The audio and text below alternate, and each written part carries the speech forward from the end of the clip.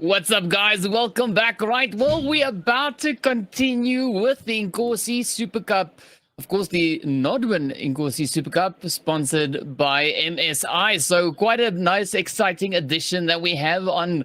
But of course, well, we're getting straight back into things. And well, we're going to be starting it off with our Irango match here for the first one. So we've been seeing quite an interesting play coming in on the Umzansi front with the teams that we had there. So Patchy, knowing what we know, what are you expecting to see on the Inkosi front now that we've come back after that lovely break that we've been taking?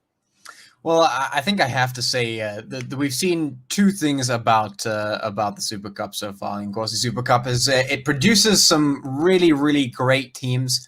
Like it really is, in my mind, when I think about the leagues and sort of how they stack on top of one another, how they flow from one to another.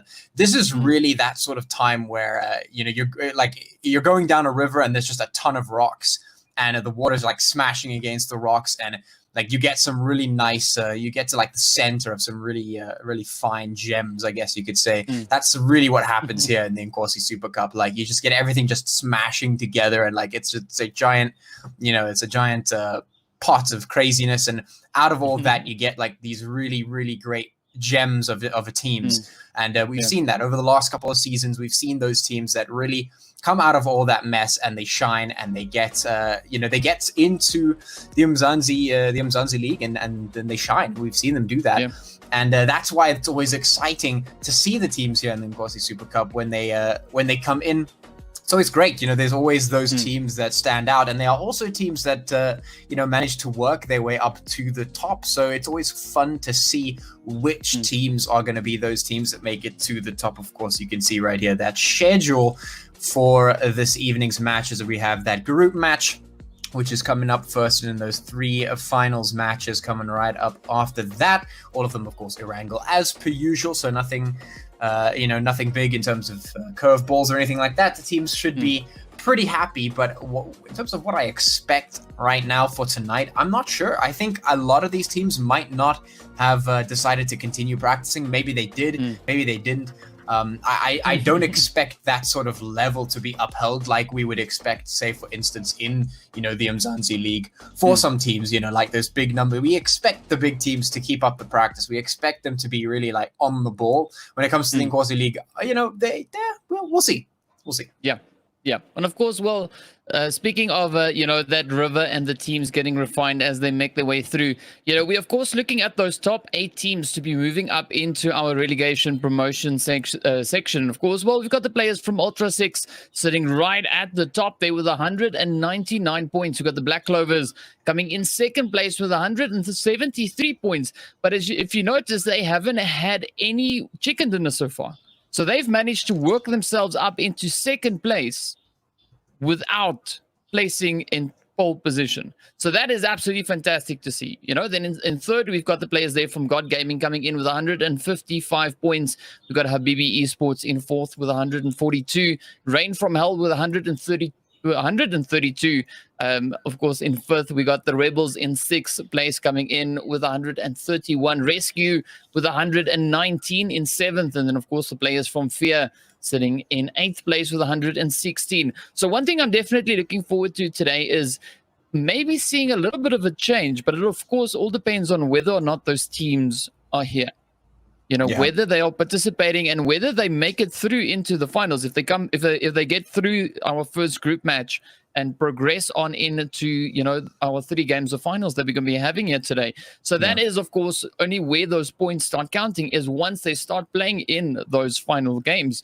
So I'm really hoping to see, the teams really stepping it up, bringing those performances in. I'm not expecting too much insanity to happen on the first initial map.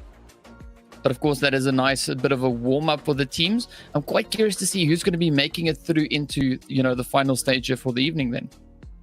Yeah, same. I think that's definitely one thing that is true when it comes to the Inkosi Super Cup. It is very much, sure, it's about you learning up the skills. It's about you getting better. It's about playing as a team and really just sort of getting to the point where you can win and make it to the top. But I think one of the other things that a lot of teams and a lot of players and people, I guess in general, underestimate about this is that it is also consistency that gets you to the top. You know, you don't necessarily have to be the best of the best. If you're consistent and you take part, if you're participating, you make sure you're present and you're playing, you know, the inevitability is that you're going to get better if you're, you know, if you're not enough to be over that sort of relegation line. And if you are and you're consistent, you get over that relegation line, you know, you'll make it up. That's just how it is, you know. If you can consistently perform, that's really what it comes down to. And the same is true, of course, you know, as you move up and up and up. But here, I think definitely what you said is pretty much the key there. If the teams are present, if they're here and they're playing, and you know, then they have a chance. They can make it up. They can do what they need to do, and yeah, we'll see if that's the case. I'm very much in that same boat. I'm curious to see who it's going to be. Yeah, and what's also interesting to note is, you know, we saw now at the leaderboard, that is just the top portion of the leaderboard. That is not the full leaderboard. You know, we see there's already 4 lobbies in for today. So if you added that up, you know, that is almost, you know, 80 teams. 80 to 100 teams that registered just here for today. So if you want to get into the technicalities, that leaderboard is actually, you know, quite an extensive list of teams and their performances. So as you were talking about the consistency, you know, that is how we see those teams moving up the leaderboard, getting into those top positions. That is how a team was able to make it all the way up into second place, you know, based on consistency without necessarily being able to clutch a chicken. You know, they've made it that far in just based on consistency. You know, so anything is doable, anything is possible. And of course, we're seeing the teams also really stepping up their gameplay in the Inkosi Super Cup. You know, that is like the breeding ground, you know, the preparatory position that we have before they move on over to Umzansi. And as we've seen in season 2 of Umzansi, the teams come in and they just wreak havoc all over the place. You know, they bring in new plays, new rotations, new drop spots. Well, I won't necessarily call it new drop spots, but just the way that they move and the way they approach the game, you know, which kind of throws the teams that have been in Umzansi for a little while, it kind of throws them off. So that's always fantastic to see, having the new fresh blood come in and, you know, and just adding that extra bit of flavor, that extra bit of mix, you know, to what we are having in the tournament itself. And of course, you know, we're heading into Wrangle, the map the teams know, the map the teams are very, very comfortable on. And this is, of course, where we are able then to see how these teams can then cope with that and, you know, how they're going to go about trying to improve those positions that they have on the leaderboard. Yeah. Yeah, it all starts in these groups stages here. The group match is exactly where the teams can prove themselves worthy to get into those finals matches where they can earn those points for themselves, move their way up that leaderboard and get where they want to be. Of course, there are a couple of groups happening simultaneously to this one. This is just the one that we're watching, and DK is celebrating my my misspokenness earlier. How nice! You stumble. What a great comrade. There we go. I mean, usually I'm the one that does that, so it's good to see, you know, you also step up with a stumble every now and again, you know, just to remind us all that you are also human. Yeah, you know? Yeah. Got to do it every now and then, you know. Yeah. But of course, in this lobby we've got 11 teams, so we had I think 18 teams, you know, scheduled for this one, but it's fine. You know, the people are getting back into the swing of things. So I'm pretty sure we're going to have a pretty decent, you know, attendance when we move on into the finals. But of course, it makes it that much easier for these teams to get into to get good placing. You know, just to try and get those extra points and, you know, potentially progress on over into the final round that we're going to be having coming up after this. So yeah, the zone, of course, now heading over into the northwestern side. I can't exactly say the zone is packed, but you can't say anything is packed at this stage. You only have 11 teams and 39 players straight off the bat. So I expect that we're most likely going to see a lot of downtime here from the beginning, and only a little bit later will we really see some serious clashing, except for here, apparently. 3 teams. So we got the players there from Fear dropping straight in. We got the team just behind them there, of course, being the players from the Sub-Saharan clan. And then alongside that, we've got the players there from the Legends. So, yeah, let's see what they are going to be able to do. That being Legends 513. All right. So, there we go. There we have it. So there's quite a few Legends then. Hopefully we see some Hopefully we see some battles happening here. I mean, it's not every day that you see a map that's basically empty and then 3 teams just drop on top of each other. So yeah, I'd like to see some good fights, but something tells me this is going to be a little bit of like a balloon that just slowly deflates, and it's not really that interesting. well, you never know. I mean, so here we've got Hound, Hulk, Deco, and Lens. Oh, already, look at that. Your killer is also starting it off. And they didn't even drop in here. They dropped over in Watertown. You know, so it's great to see the teams already starting to kick it off. The team there from Toxic, of course, now getting hit, as you can see them, just getting lit up in the kill feed. And already we're down a team. So we don't have to wait. That was 3 minutes in. 3 minutes in, and the teams already start going down. I mean, that's fantastic. That's a great start. I mean, who needs 24 teams, 25 teams in a lobby when you have this action with 12? Let it be known that the earliest fight that we had within 3 minutes just wasn't the wasn't the town that has 3 teams in it. It was another place, somewhere else. Yeah. So one of the many other options there was on the map, you know, and fortunately, we saw a few players getting pretty close together, but now we're waiting to see what the Sabaweli clan is going to be able to do. Will they send a successful molly in or launch a successful assault on the players here from Legend? Again, look, it's going off. That's what we love to see. Again, that's not... Well, that was here now, but still. Yeah. I mean, the action's there. Yeah, it's there. We'll see how long it lasts, though, because obviously these teams haven't exactly had the greatest space to get looted up into, and they haven't really had much time to do anything else. So they're all sort of stuck here until they decide how exactly they want to respond to this situation. Do they want to rotate away? Do they want to take the fight? Honestly, if they take the fight here, it would be fine.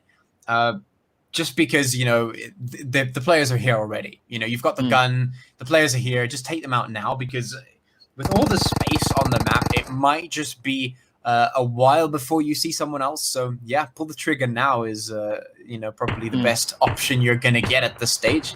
So do so. Yeah, they've done so. At least Hulk has been down. I think the player who was previously down has been rezzed up, but yeah, no one is committing to a full push just yet. It's just a couple of knocks here and there. Okay, no, there's the res that is coming through now there.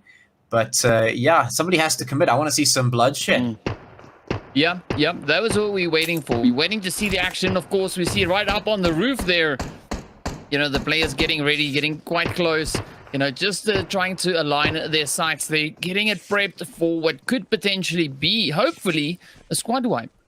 I don't really care who gets the squad wipe, as long as we see, like you said, you know, the bloodshed, the action. And of course, Hulk is getting ready to rush straight on in, moving up with a bit of a, you know, I like that that whole wiggle that he's got going on there. You know, he looks super confident rushing in. You know, you must know when you see that happening, you know, stuff's about to go down. Yeah, the wiggle. You see the wiggle, you know it's going down. You know things are getting serious. Yeah, it's about to get hella serious. And of course, with the players here from Fear also just making their way around, trying to push in on Subway. We got IDZ already getting taken down. Some Hadidas all starting here for Fear. Let's see, will they be able to get it done? Shroud now caught right there on the balcony, but fortunately, he is not the last player remaining. So we still have Shroud, and then of course, the teammate there, Sino. Yeah, he's rolling up in the car and now heading off into the distance. He is just evacuating as fast as he can, and Shroud is now left all alone. Ooh, but so far it's not a bad defense. Putting up those hits. Lens is trying to gain a little bit of access. Oh, down goes Shroud. All right, so that was not a bad decision being made there by Sino. It probably would have been a little bit better if Shroud had been in the vehicle with him. But either way, the team still manages to move on up. You know, they're almost in top 10. Which wasn't exactly the hardest thing to do, considering we went in with 11 teams. I don't think a single team has been knocked out just yet, so we literally went in with 11, and whoever gets knocked out is just everyone else makes top 10. So yeah, I mean, somebody has to die very quickly. Either Sino or Mr. Lodging. Top 10 is top 10, regardless of how you get there. Top 10 is top 10. I mean, well, what you if still they get dropped the in points. with only 10 teams? It doesn't matter. You still get the points. You still get the points. So there we go. You can see the players from Fear and 513, of course, now exchanging a few shots between each other. Or let's call them the Legends. So the Legends now starting to push in over towards Fear. Mr. Deco, of course, not getting challenged in this compound. The rest of the team in close proximity, not 100% just yet. But of course, are coming in from the lanes, just trying to hold up a bit of a suppressor fire. While Deco tries to move in. Down goes Lens. Down goes Deco. Ooh. Ooh. Just cancelling his approach right there and moving off into a different direction. Yeah, that's what we call noping out. Yes. That's what Hound was a big nope. Yeah. Sees all that and he's like, yeah, nope, I'm out. Cheers, boys. You guys can die. I like my life. This is fine. Yeah. But it's also interesting to note that we're seeing quite a few, the teams are starting to go down to the straggler numbers. Hound, the only player now for Fear. We've got Mr. Raji, the only player for Toxic. And then, of course, we've got Sino, the only player for the Sabaweli clan. So, yeah, it's definitely quite interesting. Or rather, let's call them the Rebels, but it says Toxic, so whatever. We call them the Toxic Rebels. There we go. So we've got the Toxic Rebels over here. Say again? I'm actually kind of disappointed, I'm not going to lie. Hound, if he had actually pressed the attack, I mean, there's no way he could have known this, but if he had pressed the attack, he could have potentially easily 1v3'd them because they were all so low on HP. Yeah. That could have been so cool, but yeah, it is what it is. Welcome to PUBG Mobile. Yeah, there's a lot of what ifs. There's a lot of what ifs. I mean, a lot of the time, I think if the players rewatch the broadcast and they see how close they actually were to clutching it out, yeah, they just want to kick themselves, because we've seen it numerous times that players are so close to getting a full squad wipe, a solo versus squad, squad wipe, and they just don't push that extra little bit further. Yeah. But of course, you can't always, go in with the confidence saying, okay, that this is the situation or this is what it's going to be, because that could also be the end of your team, So I understand why they are saying, I'm maybe not going to risk it just yet. Let's just maybe try and rotate away, just move up in towards zone, just so we can stay in the match a little while longer. Yeah. I don't know. It's I guess it's a difficult decision because in my mind, it's sort of like you could potentially make the decision and rotate your one player away and try and save him as long as possible and hope that other teams knock one another out.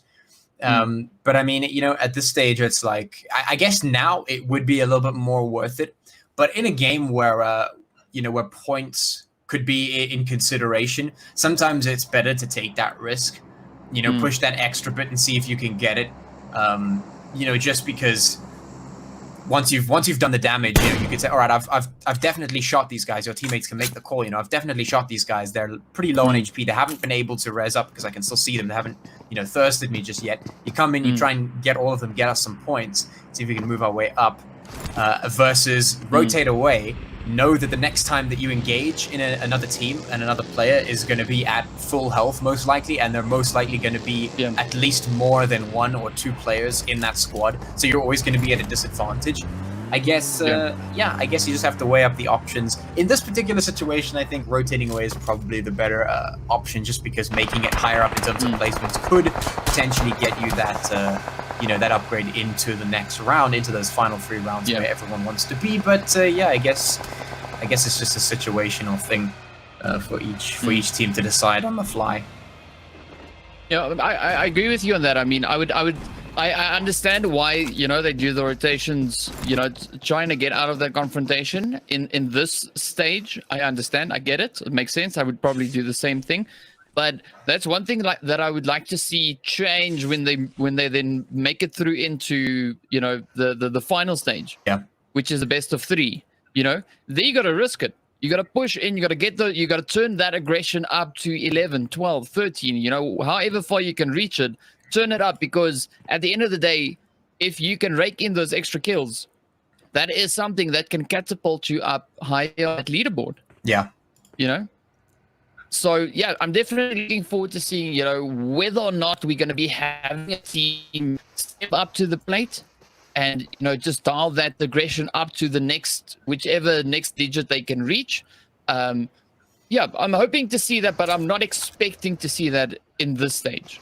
Yeah. Yeah, it's definitely not something that we see all too often here, especially, at this time in the Inkosi Super Cup, in a group match, they risking it for the biscuit like that. Not something that you see all too often. It's a bit of a hero play that's unnecessary, I guess, at this stage.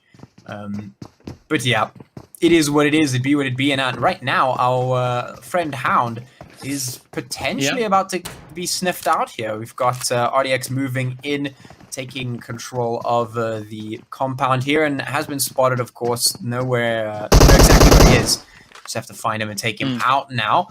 He has downed at least one. He's got the Mac 10 in hand, ready to do so. Sorry, the Uzi in hand, ready to do the damage here. Let's see if he can make it happen. They look very similar, all right? The Uzi and the Mac 10, they look very similar. The Mac 10 is this game. Hound, of course, goes down. That is to be expected when you're up against a full squad.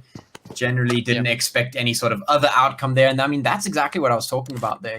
If this match had been for points instead of just making it up to the next stage, then, going for those kills would have potentially been a bit of a better bet, or a little bit more of a safer bet in terms of, the odds. What are the odds you could get a kill on a low HP player versus what are the odds that you're going to get clapped by a full squad, when you're sitting alone by yourself. Yeah.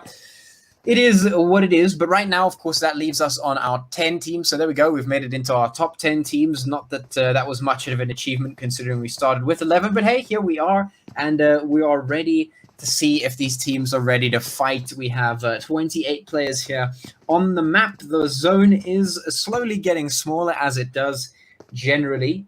And yeah, we've got about 1.5 kilometers worth of map radius going about here, or diameter, should I say. So yeah, we're about to see this zone get a little bit smaller. Hopefully we see some shots flying very, very soon. Sandy actually not taking the shot. What is that? He had him right in the crosshairs, didn't pull the trigger, and well, he's going to get punished for that. So yeah, that's what happens when you don't shoot. If you've got the aim, just take the engagement, get it done and over with. That player being up in the distance, I'm going to have quite a bit of trouble pronouncing that name right there. The one that you can see Blair now shooting at. Sorry, Garong. I'm pretty sure that's what it says, yeah? Umzansi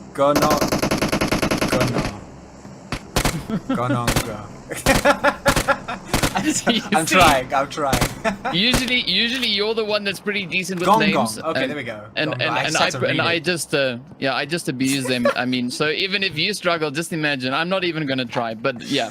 Let's see whether or not they'll be able to get those shots in the 513 now coming under fire as a Tearful starts moving up. An interesting engagement, so a beautiful, just a little bit of a diversion coming in there to be able to get that res in on Sandy. But of course now the zone shifting all the way over towards the western side. So we already have a few teams in there. We're ending up on the mountain, which is always a very, very interesting one to move on into. We got the players there from Rain from Hell already moving up into that position. And of course, you can see, the players from Force 4. We got Royal Demo X. We got the Subawele Kittens also making their way on up. We got one of the players there. I think that's from Your Killer Is right there on the northern portion moving up as well. And we also got the Germa 66 team, sitting there right on the western edge. So it's definitely going to get quite hot and spicy right there. Also, depending on where those teams that we have on the eastern front, as you can see them, the ones not in the zone just yet, where they're going to be choosing to rotate on up into. Yeah, we'll have a look and see. Like you mentioned, that hill, always very, very interesting when that zone lands on there. At least it is most of the time. We'll see if it continues to be the case here. But you want to hear my prediction for this one? I don't know. I'm sort of feeling a Your Killer Is or a Rain from Hell, or maybe an F4 win here in this group. That's my prediction. I don't disagree with it. I just don't know if I'm going to it. I know Royal DMX and Force 4, both these teams can put up a phenomenal fight. You can see them, of course, now showcasing exactly that. But we'll see whether or not Kronos will be able to just get that bounce in on the. Well, Poseidon, he's just striking all the way around, putting the hits all over the place. So they're already turning up the aggression. Royal Demo X already moving up, getting those kills in. And we've seen them actually do that quite a bit throughout this round, Yeah. I'm expecting them to place really high, though, at least in top 10. Because we're already in top 10. Wow, nice. Good job. Yeah, Prediction 100. That was, yes. I mean, I'm super. Yeah, the only way to make your predictions 100% accurate is to, make sure that all the conditions are already met before you make the prediction. Yeah. Yeah. I mean, it's so easy. Then, of course, your killer is. We've also seen, some really decent plays coming in from their side as well.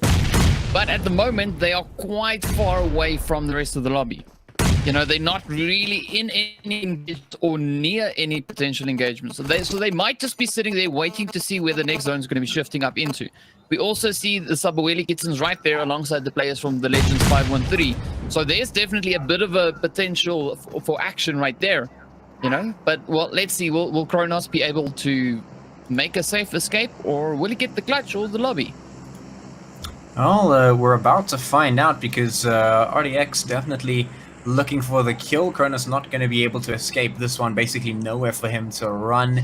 So he just has to take the fight. 1v3 up here as the blue zone moves on in, gets a whole lot smaller. That mountain, is it going to be the final resting place? We'll see. No, it goes in towards the middle. So all the teams will just have to snuggle up nice and tight the way we like it.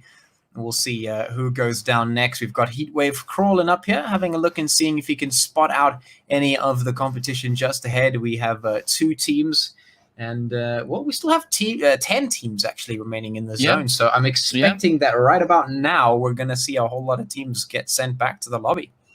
Yeah, I mean, so if you want to see the players from your killer ears make it up into, potentially maybe top 5 placements, they definitely need to rotate up onto that mountain, because, that's a really advantageous position to move on into. They've got a great bit of control. They've got nice overview of the whole terrain ahead of them.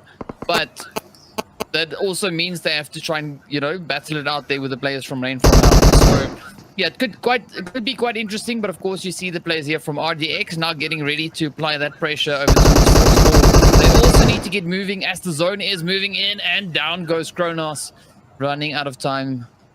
And well played to Royal Demo X. So they send them right back into the lobby, and now of course the players here from the Foot clan trying to make their way on in. I knew it was the Foot, I just forgot the clan part. So yeah, here they come, and the player with the really long name that is a DK proof name, because I can't pronounce it. Yeah. What Masadi Maybe Gong one day. Gong?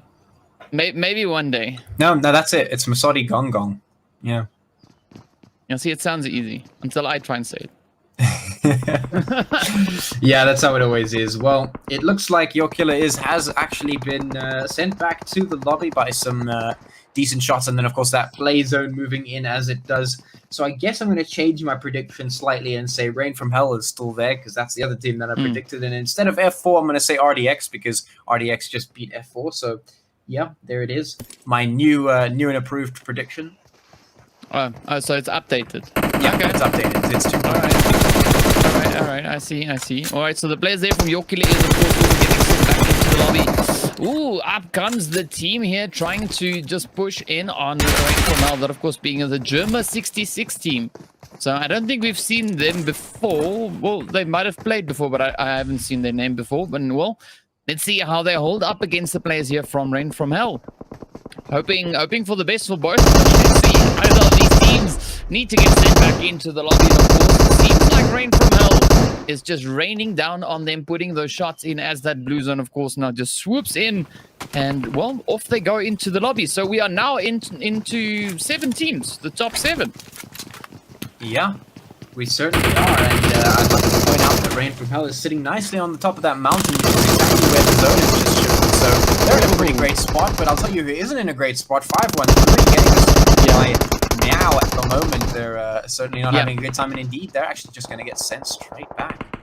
Yeah, Sabaweli Kitten sending 513 right back into the lobby. And this is, of course, also where we saw that absolutely fantastic play not too long ago, where we had one of the players there, I think it was from Memento, hiding in that hiding in that underground bunker piece right there for, just waiting for that zone and then moving out. So, yeah, it brings back memories. But of course, well, we move on forward, heading up into what could potentially be the last zone or the second to last zone, as Rain from Hell and, of course, the players then from, well, the Foot Club. Did I say that? The Foot Clan. The Foot Clan. The Foot Club. Oh, that's how. Yeah, I don't want to go any further with that train of thought, DK. We'll just take the Foot Club and we'll set it aside and we'll go into PUBG because that's what it's about. RDX taking a little bit of fire here, Krish. Some damage done by Rain from Hell, who are sitting on top of that mountain in a really, really good spot. We'll see if anyone can get up there. Blowing the Kings from that position. A speedy vehicle from those kittens moving straight up the mountainside, taking quite a bit of damage, and they've put themselves in a horrible spot. Lots of teams surrounding them, putting those hits in. They are not going to see the light of day in this move. Yeah, no, that was a really tough rotation for them right there. But of course, Rain from Hell really just dominating this mountainous region, just putting hits off in all directions. As you can see, that kill feed, of course, being pretty reflectant of that. But, well, yeah, the players here from Royal Demo X, they now need to try and still find their way on up into zone. There's not a lot of cover. There's a few trees, but of course, it's not necessarily in zone. This is going to be a super, super interesting finish. We've got 4 teams remaining, 10 players. The players there from Royal Demo X just getting hit as they try to roll on up. And again, Rain from Hell just ripping it up the hits. Yeah, and I mean, there's a reason that these teams were on my list there. Rain from Hell and RDX have been teams that we've seen in the past do some pretty heavy lifting. So it is no surprise that here they are just battling it out against one another. The shots coming through. The only other remaining player is Sino, who has survived since the beginning, but even he will be taken out, as it is a battle between RDX and Rain from Hell. The 2 teams that I predicted would be are now battling against one another. My predictions rock solid as per usual. Rain from Hell going to be taking that chicken dinner. Yeah, that was a beautiful play, beautiful finish, and of course, just having a little bit of luck on their side there as well, just being able to find one of the last Royal Demo X players with not too much health remaining on his front. But of course, they come in with 12 kills. Alongside that chicken dinner, we had the team there from Royal Demo X finishing in second place with 8 kills. Then, of course, we had the players from the Sub-Saharan clan finishing off in third place with 1. The Sub-Saharan kittens finishing in fourth place with 3 kills. We had the team there from the Foot Clan. I got it this time. Finishing in 5th place. We also had the Toxic Rebels. That is their new name now for today. Finishing off in 6th place. We had the players there from Legends 513. Managing to get all the way into 7th with 3 kills. Then, of course, we had the team right over in 8th place. That was the team from the Germa 66. Also within, we have Your Killer is in 9th place with 2 kills. We had Force 4 in 10th place, as well as the players from Fear getting sent back to the lobby. But at least each of them managed to rake in 1 kill at least. So that's nice 4 kill count there for the players from Fear. So yeah, pretty much from here on, we're going to be waiting now to see, which teams are going to be moving on to that final section, and that's the nice thing about what we have, with the kills as well, is it doesn't necessarily mean too much as to where you go out if you also go out with a decent amount of kills. That also awards you a few extra points that you wouldn't necessarily have gotten, had you made it up to a higher position without those kills. So, yeah, I think it's going to be interesting to see, what the final result is and who we're going to be seeing in those, best of 3s. Yeah.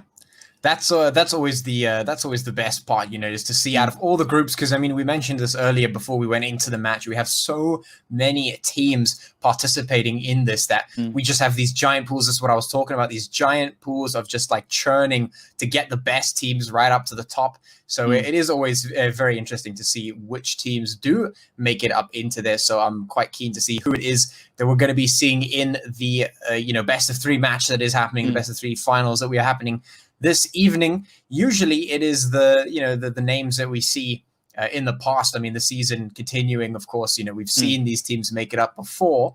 And, that's why I was able to make my big brain prediction of, but yeah, it is always interesting. So yeah, that's going to be an interesting one. Yeah, and it's also interesting, that to note that we are now in week 7, so we've got one more week. We're going to be moving up into week 8. But of course, speaking of which, we need to wrap up week 7. So let's head on into a quick break. The next game will be starting back again at 8 o'clock. So we'll see you guys at about 8:05 or somewhere in that vicinity. So yeah, see you after the break.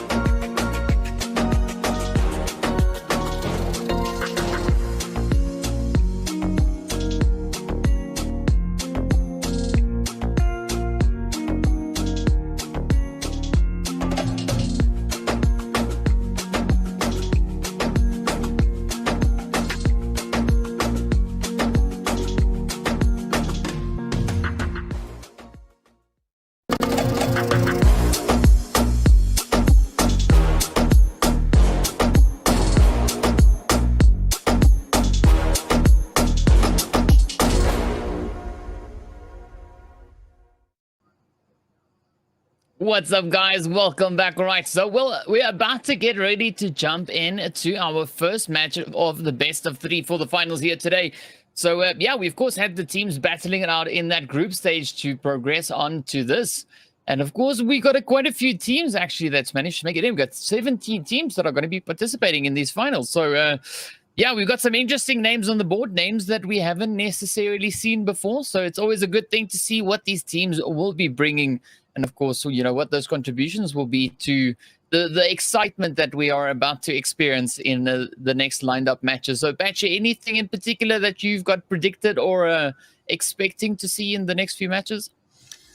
Well, I mean, heading into this one, I mean, like you said, we have a couple of names that we haven't necessarily seen before, but we do also have some teams that we have seen before.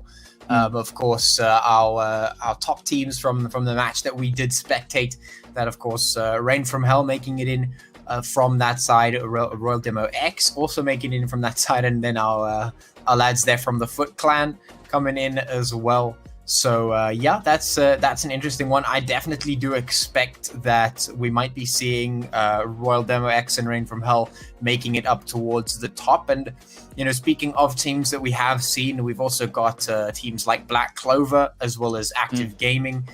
You know, teams like that. We've seen them do some pretty nice stuff before. I mean, these are names that you know are sort of familiar at this point. I expect that maybe Black Clover will also be contending for a spot at the top. As you can see here on the leaderboard, the Black Clover sitting all the way at the top there. So I definitely expect them to be a team that is performing then. And then of course right down there number 5 we have Rain from Hell. So I mean, these are teams that we can at least expect something interesting out of going into this best of 3. Yeah, we also have God Gaming, you know, the team in slot 3. They're also in the lobby, you know. So we're not seeing the players from Ultra 6 in this particular one. We had the players there from the Rebels, of course, in the previous one as well. I don't see them in the lineup for this one. So yeah, it's a bit of a tough one, but of course we also had Fear participating in the previous match as well. So the teams that we've got, you know, looking at the leaderboard, and of course who we have in the lobby is we've got the players there from Zenexus, I assume that's how it's pronounced. Let's go with that one. Well, that's the one I'm going to say on. So we don't necessarily see them on this leaderboard, but we've got the players from, we've got the Team Energy, we've got the Extreme Troners. We've got Team Angry. They're sitting over there in 13th. We've got the FXA players coming in as well. They're from the Gangster Gang. We've got Active Gaming, as we mentioned. We got Ultra. Oh, there we go. Ultra 6 is in the lobby. Never mind. Scratch that one. All right. So we've got a few teams sitting in the top portion of the leaderboard in here. We've got Not Gaming in as well. We got the Black Clovers in. We got the G3 Misfit Squad. We got Royal Demo X. We have the Sabaweli Clan, of course, sitting in 15th. We got the Sabaweli Kittens in. We've got the Foot Clan. We have Rain from Hell, as you mentioned before. God Gaming also in. And then, of course, the team there from X-Space. So a few interesting names that we don't necessarily see on this leaderboard just yet. But there is that potential to, you know, maybe make their way up onto this leaderboard. And, of course, also for the teams that we see on this leaderboard to, you know, just improve their current standings. Yeah, it certainly is there. The potential is there. The time is now for the teams to put that work on the board, for them to get themselves those points. And yeah, like you said, you know, there's some of the teams that haven't necessarily featured on the board just yet, but now is certainly the time. Although I'd say the competition is pretty spicy at the very least. You know, as we were just talking about, now we have some of those top teams as usual making it up into the top slot, making sure that they get into the best of 3 to continue putting those points on the board, which is going to make at least for some interesting games, of course, all Erangel, as you saw on that schedule there. So it is going to be hopefully a little bit more action-packed here going into this one.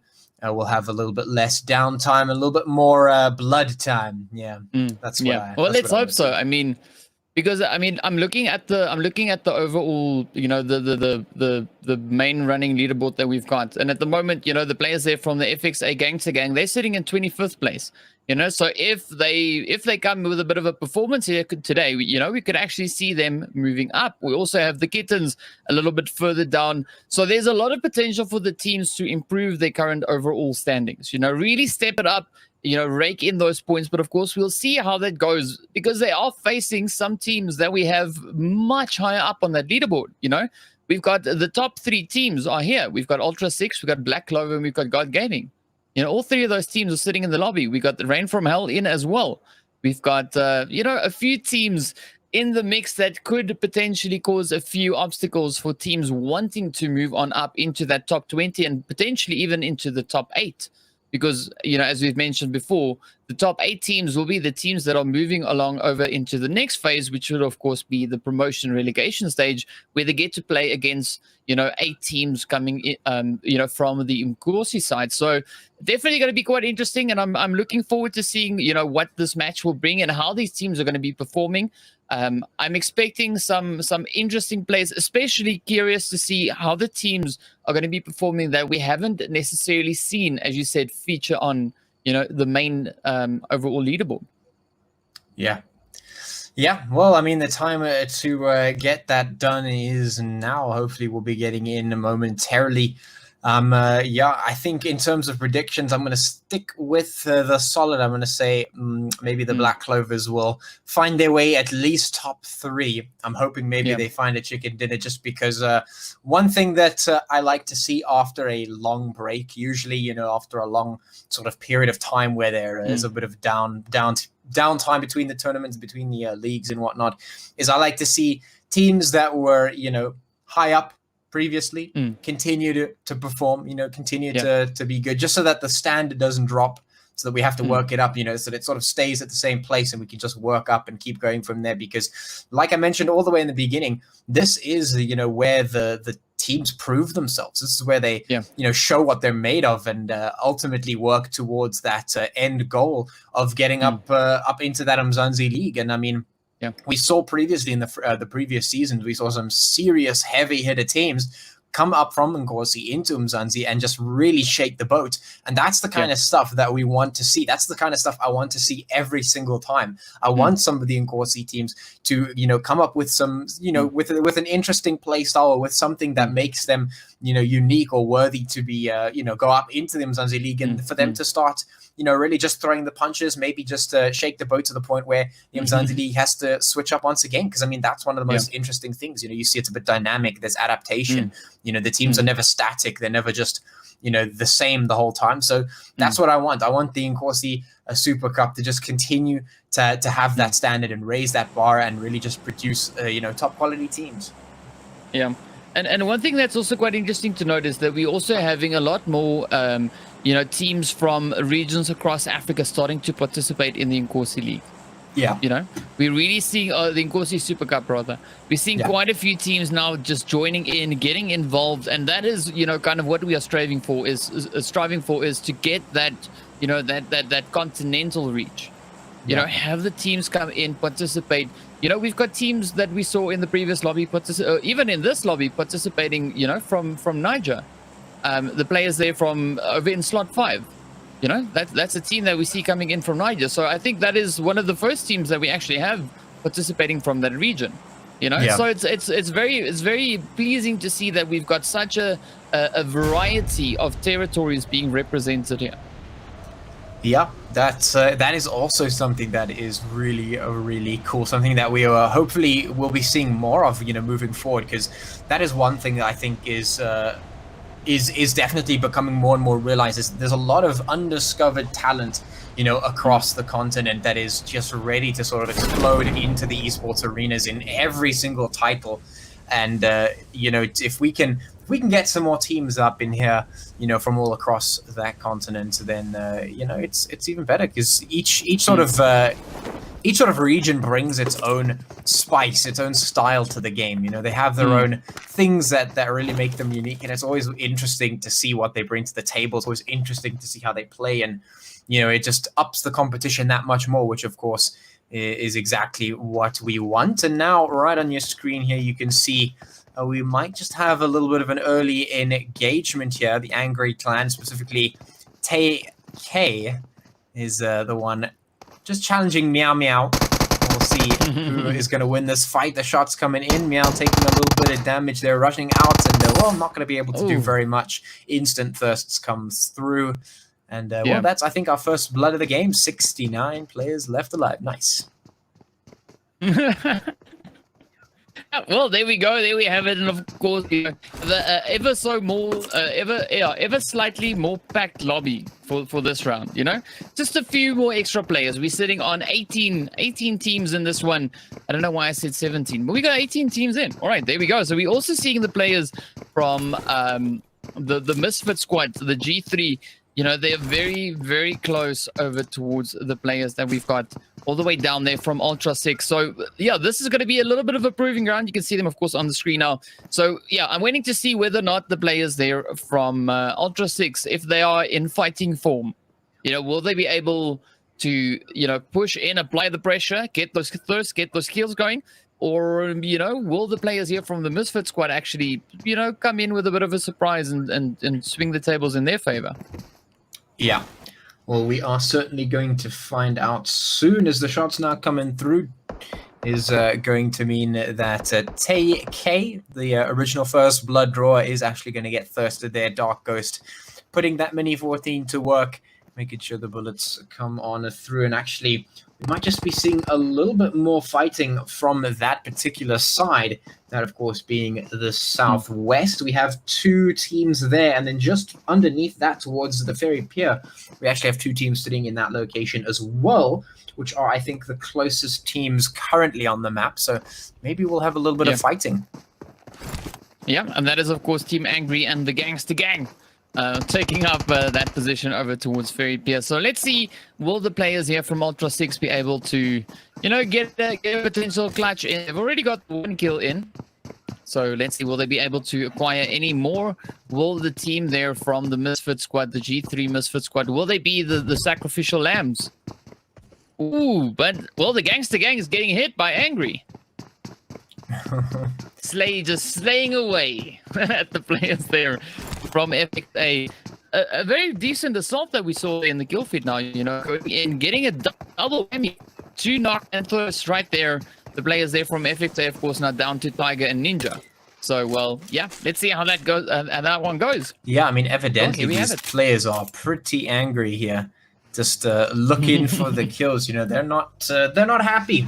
Evidently, not happy at all. Yeah. They just want the kills. They want the knocks, and well, that's what we want too. We want to see the kills. We want to see the knocks. So I'm all for it, to be honest. Yeah. Well, let's see. I mean, there's a lot that can come from this, and of course, we're only 5 minutes into this game. You know, we've already seen a little bit of action happening. So, yeah, I'm quite curious to see whether or not we're going to see any teams stepping up and, you know, becoming that hunter team that we are always looking for. You know, getting up to that mentality, trying to go find the opponents, not wasting until they've taken out the whole lobby. You know, I want to see a little bit of that insanity coming into play as well. You know, the likelihood of that, yeah, I don't think that's the wisest approach to be taking, you know, per se. But yeah, it's always good to have a team that, you know, that can switch on the aggression at any moment. Yeah. Yeah, certainly is quite nice. Right now, we saw Tiger putting some hits in towards Skills, landing a couple of good shots in there to do the damage. A couple of return shots actually coming through. Not going to find him. Some nades now going in.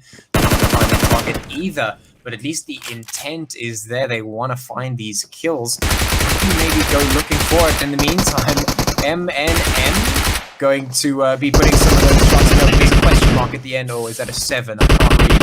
But, it's a 7. Well, yeah, he's gonna get knocked over as he jumps into the house there.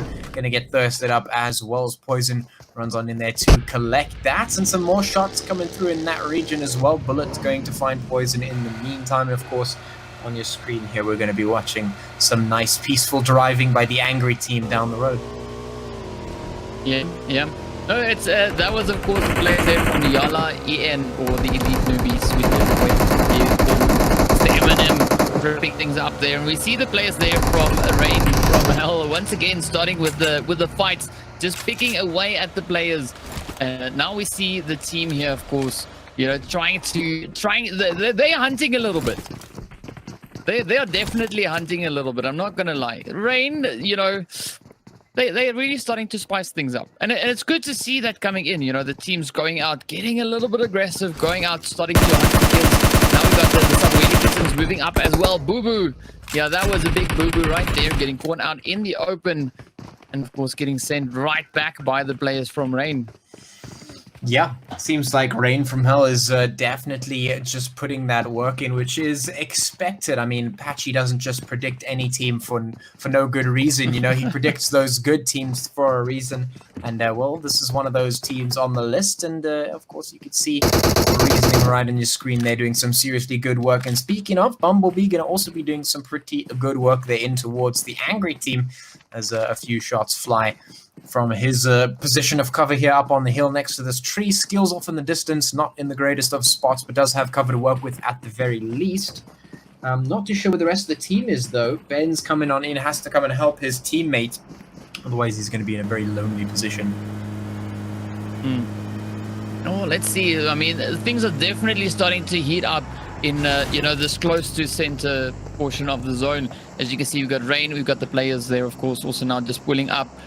That being the team from Angry, and then of course we got the team there who's XT, that is the Extreme Troners. Wow, that's a mouthful to say, but well, there they are. You know, you can see them just off here trying to find those angles on the players there from Team Angry. Let's see, are they going to make Angry even angrier, and maybe they will become Team Rage, or you know, are they just going to be very angry? Yeah, maybe we could use that. So when the next one gets knocked, then it's very angry, and then, you know, just before they get sent to the lobby, we can call them Rage.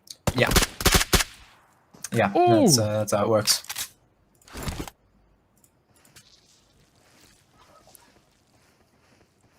Right, so Bullet now just you know, lumbering up there, as you can see, getting ready for the next phase. Angry actually in a very decent position here. You know, they've got quite a bit of hard cover in the surrounding here, just utilizing that as they try to move around and try to find those angles. But of course, you can see the players, they're just now moving up. The Extreme Troners closing in bit by bit. I'm waiting for the next phase. You know, we have a little bit of potential in this current phase, but nothing too crazy just yet. The teams are still kind of, you know, trying to find their way in the zone, trying to see, you know, how they're going to approach this one.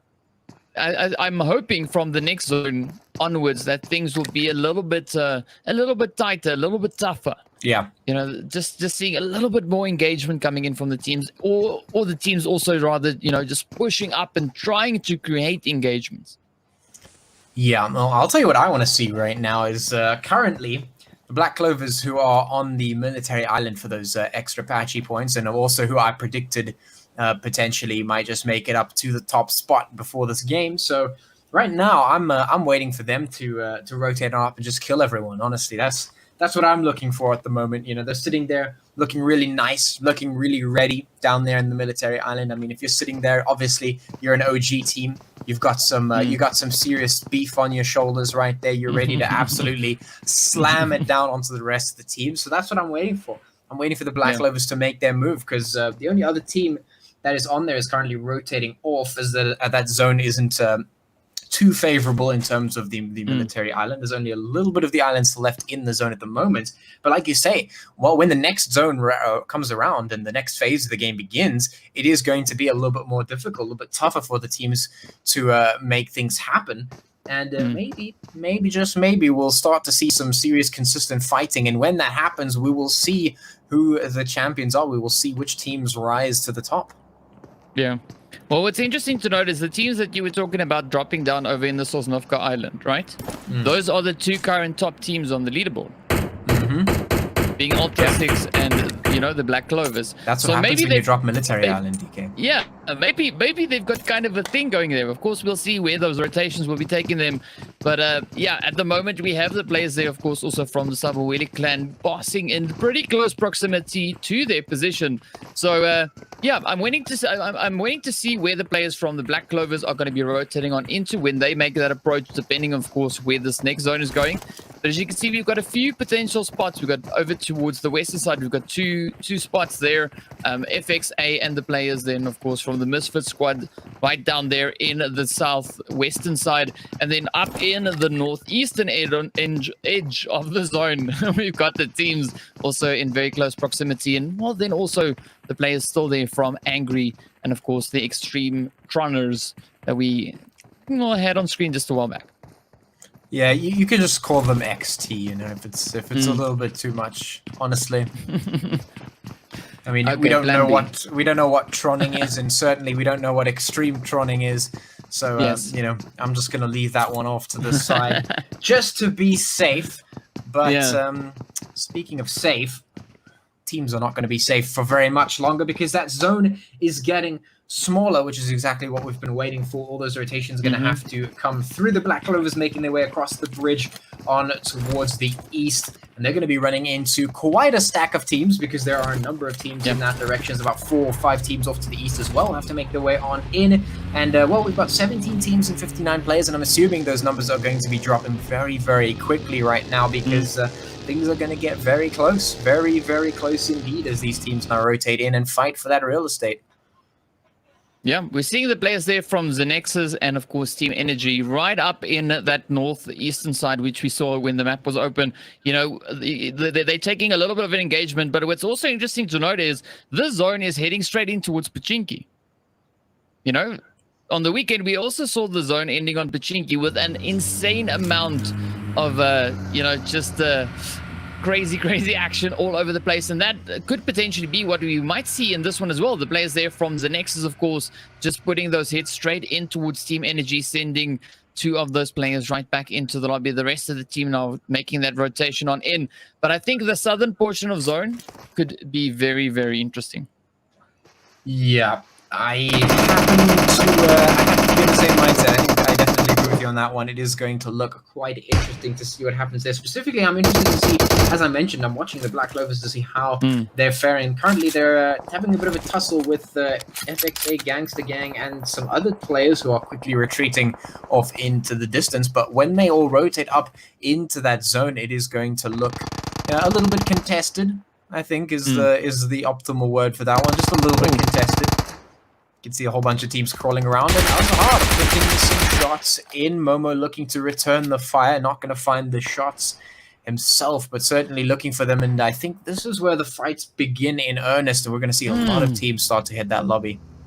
Well, the Black Clovers definitely now starting to step it up. We just saw that shot coming in there with the Kar 98, the players there. Right back into the lobby, and of course now, well, up they come once again. Narcos rushing in, getting the knock, and the thirst going there for the Black Clovers. So they are definitely stepping it up. You know, they definitely starting to deliver on that front. We're seeing that aggression, you know, those plays coming in. I'm really hoping for their part that they do manage to get a chicken today in any of these 3 matches, you know. But also on the other side, it is quite impressive to see a team making it up into 2nd place of the overall standings without the aid of a chicken dinner. Yeah. I think that's probably one of the reasons that, you know, I was sort of impressed when you said that in the beginning of the stream. I thought, wow, that's actually really impressive, because if you think about it, you know, a lot of the times the teams that are sitting right at the top are the ones that have gotten at least a single chicken dinner under their belt.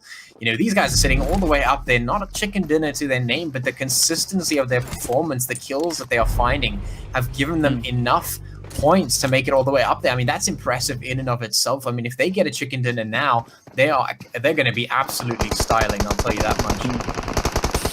Well, one thing that's for certain is the players there from Ultra State won't be getting a chicken for this round. Over here in Pachinki, of course, just wreaking quite a bit of havoc, putting the shots in the team there from Sabaweli, and of course, Bot Gaming stopping them dead in their tracks and sending them right back into the lobby. So it's a bit of, you know, team also battling it out, try and get up into those higher positions. You know, really stopping some of the higher placed teams, you know, need it in their tracks as they make those rotations right on in. Yeah, always good to see everyone is making that competition seriously all the way to the top. Jad not taking quite a bit of damage, but he's actually going to win the fight. A little bit of fancy footwork there is going to mean that those shots just brush past him, and he doesn't go down. He manages to stay alive with that 10 HP. Or a little bit more. And the kill feed, of course, you can see lighting up there with some good kills all across the board. Everyone now, of course, rotating in to the zone, which is getting smaller and smaller. I think we've got about maybe 800 meters to work with here, potentially less. That blue zone is making its way on in, and those shots also coming on in as well, as we have 13 teams left. And only one of them is going to get that chicken gem in this match. And as you say, it's not going to be a whole lot of these teams, because they are getting absolutely pounded at the moment. Yeah, ESP coming in with a beautiful quick sneak attack there, just just adding the kills to the list. But of course, just looking at that kill feed, it is going absolutely insane. And the player there, of course, from the Black Clovers, they're really starting to light it up. But I think it might be the end. Did they just get sent back? I think they did. Yes, they did. Well done. So Royal Demo X having quite a bit of a battle with them there, of course, managing to find those finishing hits, sending them into the lobby. But in the same breath, the players there from ESP also just getting dominated there by the Sabaweli clan. So we're seeing quite an interesting turn of events. The team's really starting to step it up. You can see them hungry for, that top spot on the leaderboard. They're really trying their utmost best to get up there. And of course, this is really the first one. We still have 2 more to come after this. Yeah. Indeed we do. Indeed we do. And right now the teams are trying their best to prove themselves, trying to seriously get their way onto the top. And the first step for doing that was taking out the heavy hitters, taking out the leaders. And of course, we did see that happen just a bit earlier with, I believe it was Ultra 6. And then, again, of course, with the Black Clovers, who we're talking about quite a bit now, we are left with our top 10 teams. 31 players left alive here. The zone getting nice and small. This is exactly the moment that we were waiting for. Now the Mini 14 trying to get those long-range hits in. Some shots going through in return. Rain from Hell looking to lay down the law at the moment in towards the squad just across the way from them.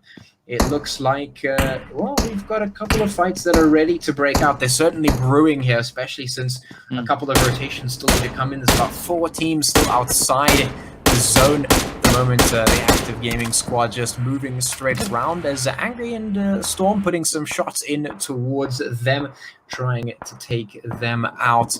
We'll see who is the next team that is going to be hitting that lobby. FXA Gangster Gang getting hit pretty hard. Yeah, energy sending them right back into that lobby. So of course now we are, well, right past the top 10. We have 9 teams remaining, 29 players, and everybody's just trying to squeeze on up into Pachinki. But well, the nice part is, there's several floors, so we can have like 2 teams in a building. That's fine. Everyone will fit. There's enough space. But it's definitely going to result in some interesting engagements coming in from these teams. You can see everyone is now pretty much in the zone, but of course the hits are starting to fly in.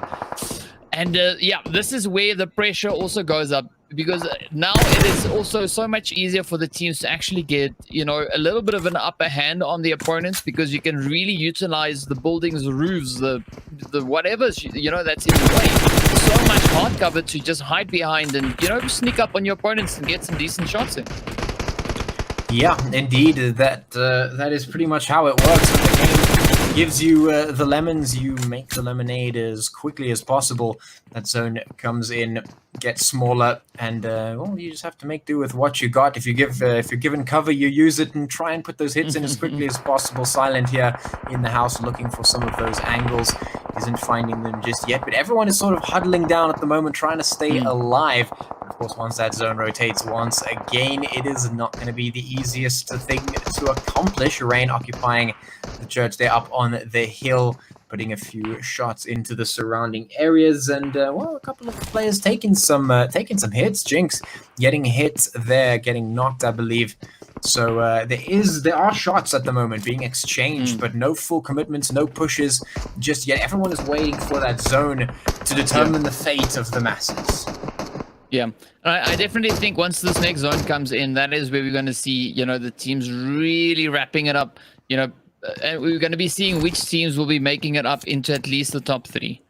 I'm expecting quite a bit of carnage coming in as the zone shifts. And of course, well, yeah, I think we're going to get exactly that. As you can see, the space that the teams have to work with now has gone from something that could be, you know, acceptable for the amount of teams that we have down to something that is just really, really tight. I mean, God Gaming we got God Gaming in. We've got the players there from Rain from Hell. We've got Yala on the other end. We've got Energy, and everyone else still needs to find their way on in. So we've got 4 teams in zone, 4 more teams, you know, on the outlying areas, which need to try and squeeze on in. And I think we're going to be seeing quite a bit of carnage coming in here. Yep, absolutely. That is going to be the case 100%. There is no space for everyone here. This is the epitome of this town ain't big enough for, well, the 8 of us. So some of these teams are going to have to be sent back to the lobby. The question is, which ones are they going to be right now? Ranking has decent positions, still inside the zone and still have their Overwatch. As you mentioned, God Gaming also now on the front line here on your screen. You can see all the teams slowly moving their way on in. The shots flying up. Yanni putting them in towards Shroud. Storm also going to fall to Silent as God Gaming put the shots in. Rain from Hell chiming in with their own. So there are shots flying as that real estate is contested. Active Gaming moving up slowly, trying to make their way across that border. Subway just behind them. So everyone is trying to move over the edge, but you can see things are very much close quarters at the moment. You can see Gad moving across the rooftops, looking for any cheeky peeks for any of the teams who might be trying to push in past that zone line. Yeah, it's definitely going to be super, super tough. And of course, as you mentioned, the team's just moving back and forth. We got the players here from Active now starting to put their heads in as they are turning up that aggression. You can see the players from Sub-Saharan Africa right in front of them. Ish trying to push it. Of course, getting knocked out and, well, pretty much thirsted. He's almost down and out, but Gad comes in with a quick bit of a save there. Let's see, will Shroud be able to stop Gad, or will Gad be able to clutch it out all the way? The first res in for the first. The heads, of course, now just flying in. So if Gad can make a successful push and get on up onto that next floor, I definitely it's going to be a very, very comfy squad wipe right there for them. But of course, that blue zone is closing in once again. The teams now have to make that next play and get on up into the next one. The Sabueli Kittens also now coming under fire. Ted Bundy and co, they just really ripping it up as well. So it's good to see the teams really, you know, stepping up the gameplay, making it so difficult for each other. Yeah, and that's exactly what we're waiting for at the moment. Somehow these 8 teams have managed to squeeze up inside the zone, but it's not going to be for much longer. As you can see, the space to maneuver has just become that much more difficult. 7 teams remaining. Active Gaming staying alive for the moment. Snow just absolutely hiding in this hut, trying to stay alive for the time being. The rest of the teams just huddling in all the corners that they can find. Somehow they've managed to squeeze themselves into that zone, but of course the next zone is going to be an absolute no-no because, well, you can't fit all 7 of those teams in there. It's just impossible. They'll be standing right on top of one another. So unless these teams decide to be friendly, which of course they will not, then it is going to be some shots until there are only a few teams remaining right now. The question is, how long are they going to survive? Which are the teams that are going to be making it up? Well, we are getting our answers as some grenades now come in to end Snow off. Send that team back into the lobby. Pirates going to be the next one to fall by the hand of Yanni. Storm goes down as well. Everyone is taking the shots wherever they can find them. And Zetsu also going to be catching out some of the Rain from Hell players. Everyone is really just panicking at the moment, trying to get themselves in a good spot. I mean, how many teams? There's like 3 teams running around in this one singular house at the moment. Jaeger gonna fall, Storm gonna fall. Everyone just getting absolutely slammed at the moment. 5 teams remaining, operating inside a minuscule zone. Zetsu trying to keep himself alive here on the stairwell, takes quite a bit of damage, has to retreat. But now the question is, what's the next plan of action? Because everyone is chasing you. Pablo trying to get the pre-fire, not gonna find anything. Now he has to reload, and that might be the end of him. Trying to put the shots in, finds one, but goes down immediately after that. And now 4 teams remaining as Pablo goes down and gets thirsted. It is 3 teams remaining. That, of course, being the Active Gamers, the Rain from Hell, and then Energy. Those are the 3 teams that are finally here in what could be the final circle. Yeah, that was an absolutely insane play coming in from the teams, especially here with Active Gaming in that little compound there. You know, that we just witnessed there coming from the Active Active Gamers. So well done, well played, absolutely phenomenally done. But well, now Yanni going at it once again, just picking away the shots there. Rain from hell, and up they come. Active now, putting the hits in, stopping them right there in their tracks. Active down to the last player. So let's see whether or not Pyros will be able to make it on up into the zone. I think it's going to be quite a bit of a challenging position. Active Gaming has a really good setup here, and of course Skripas and Yanni coming in from that southern region. They find themselves in the zone already, and once this last phase closes in, it's just going to be absolutely insane. There we go. Pyros now trying to move up, but of course he is out in the open. He might be in cover from the players there from Active, but also Energy. You know, don't forget about them. They are holding up right there at the back end. Ooh, got a beautiful nade coming in from Gad, setting it right into Pyros. So now we've got the Active Gamers going up against Team Energy. Skripas and Yanni on the opposite end, up against Gad, Rosie, and Ted Bundy. So, yeah, now we're moving in to what could be the final showdown as the blue zone is closing in. We're going to be seeing where that final zone is going to be landing. And, yeah, expecting this to potentially be wrapped up fairly quickly. I mean, because you've seen these teams really putting up a phenomenal show. You know that we know they've got the aggression. Now, yeah, let's wait and see what they'll be able to do with what the zone gives them. Yeah, well, I mean, with our boy Ted Bundy on the block once again, it's either going to be a hit or a miss. Either Ted Bundy's going to walk in there, get all the shots, or it's just going to be the end of the line. We're about to find out, as of course he is making some moves, potentially looking for a flank as he moves across the street under the cover of smoke into the house across the way, and maybe looking to launch an attack with the rest of the squad in time. Energy sitting up there just as the zone comes in. They have just barely enough space to move in there, but it's not going to last, of course. The angles are just going to run out as that area gets smaller and smaller. The grenades flying in, trying to do a little bit of damage. The smoke's getting popped, and here comes the Active Gaming squad moving in. They're ready to, well, flush the players out, but of course the house is indeed empty. Skripas and Yanni are just sitting in the side of that little garage there up against the wall. Is Skripas very low on HP, and the Active Gaming squad are about to figure that out. Indeed, they have readying those grenades to try and end things off. Let's see if it's going to be the grenades that end things off, or if the play zone is going to help just a little bit. There it is. The grenade does land. Yanni goes down. Skripas the last one left. Ted Bundy makes the jump, and he doesn't land the hit. Skripas going to be quick on the trigger, quick enough to take down two, but can he find three? No, goes down against the wall and can't make the swipe. I mean, what an insane finish that was. Well, firstly, kudos to Skripas for getting that mid-air shot. You know, that was crazy. You know, it would have been crazy either way had you know, we seen that jump shot actually result in a knock. That would also have been pretty insane. But either way, you know, well done to the players there from Active, of course. As you can see, finishing their play with 14 kills alongside that chicken dinner. The team there from Team Energy coming in second place with 6 kills. Then, of course, Rain from Hell in third place, also with 6 kills. We got the team from God Gaming in fourth place, managing 5 kills for this round. Then, of course, Yala finishing up in 5th place there with the 2 kills. We had the players from Not Gaming in 6th place with 1. We had the Sabaweli Kittens in 7th place. Then, of course, the team from Sabaweli Clan finishing up in 8th place. Royal Demo X coming in 9th place with 4 kills. We saw the Sabaweli Clan also finishing off with a very decent 10 kills in 8th place. I must add, that's really decent. FXA also then in 10th place. We got the players there from ESP managing 11th. We had Black Clover sadly only getting all the way up until 12th place and getting sent back with 6 kills. And of course we had the players from Team Angry in 13th with 3 kills. We had the players there from the Nexus in 14th place with 2. Then the team from Ultra 6 in 15th place with 1 kill. We had the Misfits in 16th place. And of course, the players from XT in 17th with 3.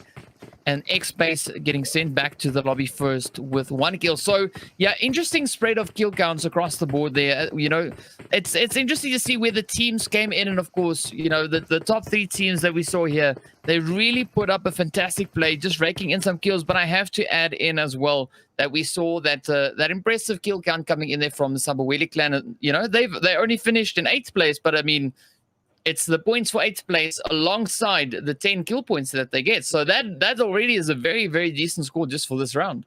Yeah. Yeah, and that's the kind of stuff we were talking about. We were talking about, just putting the kills in, putting the points in. It does help. It builds up. It all adds up at the end of the day. You get the placement points, and then you get some really good kill points, and that definitely does not hurt. But man, oh man, what an ending to that! What an ending to that first match. I mean, that's match 1 of 3 at the moment, and leave it to Ted Bundy to pull up some shenanigans like jumping off of a 3rd floor building to try and get a kill. Hopefully we see some more crazy stuff like that, because that is always that's always great. I love it. Yeah. No, that was just insane. And again, GG to Skripas for getting that knock. It's not difficult to get an opponent knocked, and it's especially difficult to get someone that's flying through the air. Timing those shots, timing those hits. Yeah, GG, well done. That was just an insane one. But of course, yeah, we're gonna head into a quick break. We have the next match coming up in a short few minutes, so don't go anywhere. Stay tuned. We'll be right back with our second match of the evening.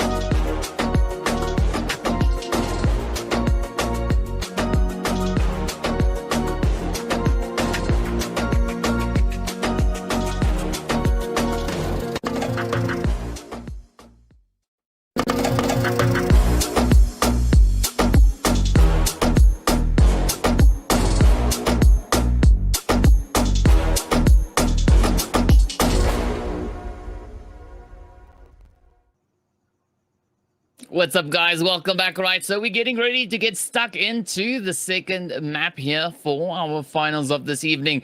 So we saw a pretty spicy ending right there, and of course, Pachiki zones are always, quite a tough one to have.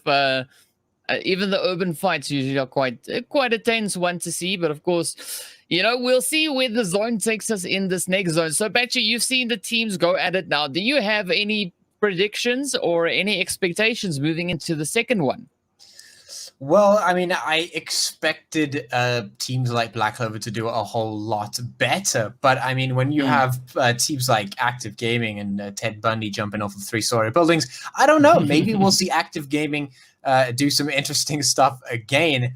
I don't want to jinx it though, but maybe they'll pull off some interesting shenanigans once again, make it to the top. Who knows? At this stage, what I'm more interested in seeing is some good gameplay, some good PUBG getting played here, some great shots, some great fighting. Because I mean, we saw some good stuff. We saw some good fighting coming out there across the board, and that's what I want to see more of. Because that's always the stuff that we look at. How are the teams performing? Because I mean, even if a team goes out a little bit earlier, I mean, a team like Black Clover, we saw their points. We were talking about it earlier, how they made it so high up without getting a chicken. They didn't get a chicken in the previous game, but they still got, what was it, like 6 kills. So they still putting the points on the board, despite not making it up to the top slots. And I mean, if that's something that we see constantly from them, they're still going to maintain their position. They're going to be able to keep it up. And if they do manage to get a chicken, if they do manage to get up into the top, it's just going to be a consolation prize for them, really. Because if they keep hunting for the kills, if they keep getting aggressive, I mean, I'm pretty sure we saw them running around in a car just looking for some kills. And I mean, that's the kind of stuff that gets you the kills. If you can, take that, improve it to the point where you're getting a lot of kills with that, and then add on to that good strategic movements that get you to the end game, I mean, you're good to go. You're going to make it all the way to the top, which is basically where they are at this point. Yeah. But I mean, even if we see a play come in for a team, like, let's take, for instance, the players there from Active Gaming, right? So before the matches started today, Active Gaming was sitting in 36th place, right? With a grand total of 31 points. But coming into a play like they had in this round just now, that could already move them up pretty close to that top 20, and all they need is a few more performances, similar to that, not necessarily another chicken, but, well, a chicken won't hurt, but, anything similar to what we had in the previous round could definitely be enough to catapult them up. They've got 3 games in which they can acquire those points. It's 20 points for a chicken dinner.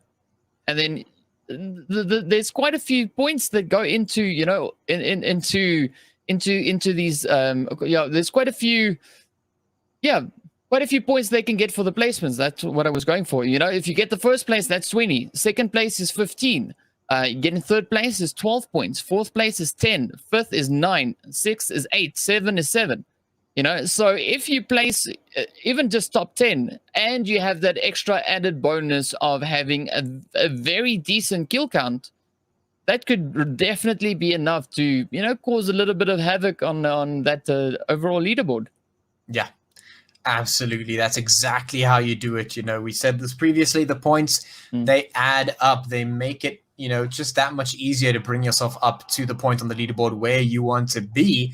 So, I mean, if the teams keep doing that, they will move up that leaderboard. I mean, if Active Gaming themselves can, keep the performance consistent, then they will certainly be able to move themselves up out into the top of the leaderboard, in no time. I mean, every day, if they make it out of group stages, you have 3 matches where you can make points. That's pretty good. That's a good amount of opportunity. And then that happens every week. You have a chance to get out of the groups, get into those final 3, and then you have 3 matches where you can put some points on the board.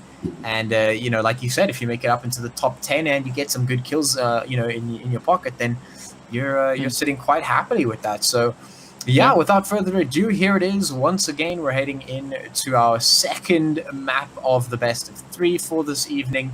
And, we're going to have a look and see if any of these teams are... Well, I'm sure many of these teams are quite hungry to make it to the top. I am noticing that Active Gaming I'm not sure if I saw that right. Let me just double check. Yeah, so okay, they're fine. I wonder if they're going to make it up to the top again. Do you think they're going to be able to repeat that performance, or do you think that was a bit of a one-shot wonder? Well, I don't know. You know, it all depends, especially in how the early game goes. As you can see, of course, looking at the map there, they've got, you know, several teams or several players in the vicinity. You know, so if they are able to get an early weapon, grab a vehicle, move up, and, you know, kind of get the jump on these players that are still, you know, quite vulnerable at this point, they could really, really start raking in quite a few kills and, you know, just try and catapult themselves up. But, you know, the likelihood of that, well, it's difficult to say. You know, it all depends on what mindset they are coming into this match, what they are aiming for. But so far, it seems like Mr. Gad, you know, he is already getting it started right there, putting those shots into Argus. So yeah, once again, Active Gaming coming in with an aggressive start. So let's see whether or not they'll be able to continue that trend throughout the rest of this match. You know, and once again, looking at the map, there's several positions where we have the teams in very close proximity. The Sixers here, of course, being one of those. And then we have the players there also from the Sub-Saharan Kittens. Right outside Royal. Let's see to give the dominant team over in the Sixers. You know, this is great to get a nice early start. Angry, you know, already wasn't take a previous round as well to get taken out from Angry? No, I think Tekken was the one who drew the first blood. I think he was the one who got a kill, yes. And then soon after that he did get taken down. But yes, yeah, it looks like he's involved in the battle once again. Oh, well, they're already showing us some skills. They're getting those hits into Nemesis, you know. So that quickly dealing with the one player right there. We have the rest of the God Gaming team, of course, just up ahead. There's still 4 teams holding up in this position, so it can still go either which way. We've got the players there, Rain from Hell, God Gaming. We've got the team in as well there, from the Misfit squad, and then. Yeah, who else do we have there? Who's the 4th one? I can't remember. Oh God, yeah, it's God. It's there's so many of them right here. It's difficult to keep track sometimes, but yeah, let's see. Will Pyros be able? Yes, he does. Yes. Ah, those shots straight in. It's always scary to see with, you know, especially when a player is firing off with a crossbow and they put those bolts in, you know, with that deadly precision. You know, it's like a silent AWM. That thing is just a beast if used properly. Oh, but Momo coming in with a beautiful hit there on Pyros as he was trying to take aim towards the players there from the Misfits. So it's quite interesting to see how the tables continuously turn on the players. Yeah, I mean, this early fighting coming out from these teams is not something you see all too often, especially up in a league like, for instance, Umzansi. But here, they're quite happy to pull out the pistols and just go ham, pull out the shotguns and just go ham. I mean, that's exactly what they're doing. Look at this guy right here. Nyoto, or whatever. This guy right here on your screen, Night Owl. Yeah. You know what? We'll just move swiftly up from that. Night Owl. What are you saying, Ntol? I don't know. I don't know. But he's been going ham with this shotgun. He's killed like 5 people with this shotgun almost. Ooh, well done there, of course, the players from the Misfits coming in, taking out Nitol. Well done. Yeah. Well, that's how Patchy would say it, of course. As everyone else would read it, it would be Night Owl. But well done, well played. I'm so happy right now. Patchy, you made my 2021 with that. Well done. Thank you so much. Welcome. That was amazing. Yeah, I did it just for you. Yeah. That was amazing. Please do mispronounce a lot of more people's names. I'm going to start feeling so good about my 1 or 2 mistakes that I make on a very regular basis. But yeah, let's see. So we got the Royal Demo X team and the Sub-Saharan Kittens. Yeah, but you just let me know if you need a heads up for the names. I'll clearly assist you. Right. Sometimes. Yeah. Not all the time, though. Oh. Woo, that was beautiful. You're gonna remember that one for a while, I think. Yep. I took a mental note, took a mental screenshot, everything. It's there. Yeah. Well, all right. Let's move on from that. We've got a zone up in the north, which means we do have some rotates that need to come through. Of course, the Black Clovers chilling up on that military island as per usual, earning those non-redeemable patchy points. But with all the accumulation of those patchy points, who knows? Maybe one day you could come to me and redeem a whole lot of nothing. Who knows? But what we do know is that there are a lot of teams that are finally moving up into that zone, just exploring the reaches, the unexplored regions of the zone, which is namely up in the north, where none of the teams are yet.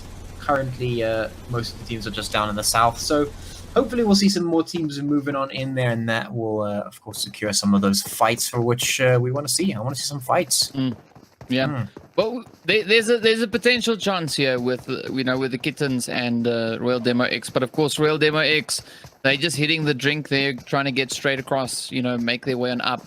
But we also see the players up over in school. They're very, very close to the team, of course, from the active gamers. So that other team right there is the players from ESP.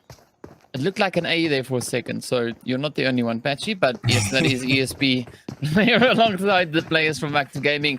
So it's interesting to see where the teams are moving. We got also the team from Not Gaming moving up into that central position within the zone itself.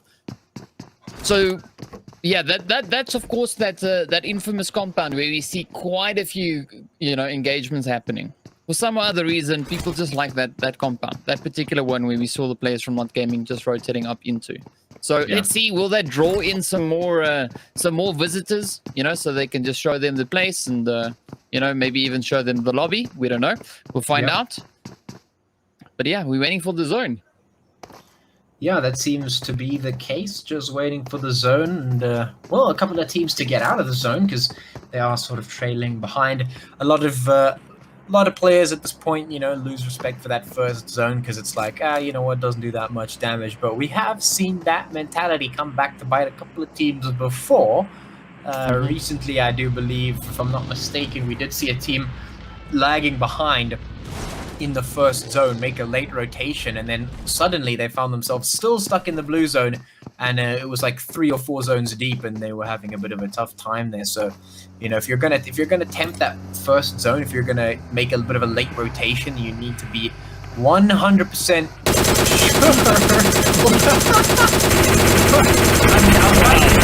but apparently, Boo Boo just wants to send a car spinning through the air for fun.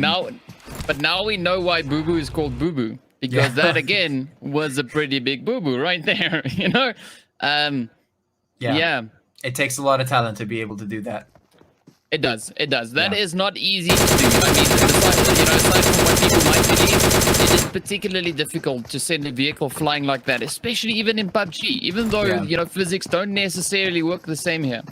Yeah, that was like a 360 kickflip spin with some good airtime on that one. Yeah, maybe like a 20 Rand airtime. I don't know which one though. Yeah, I'd say at least.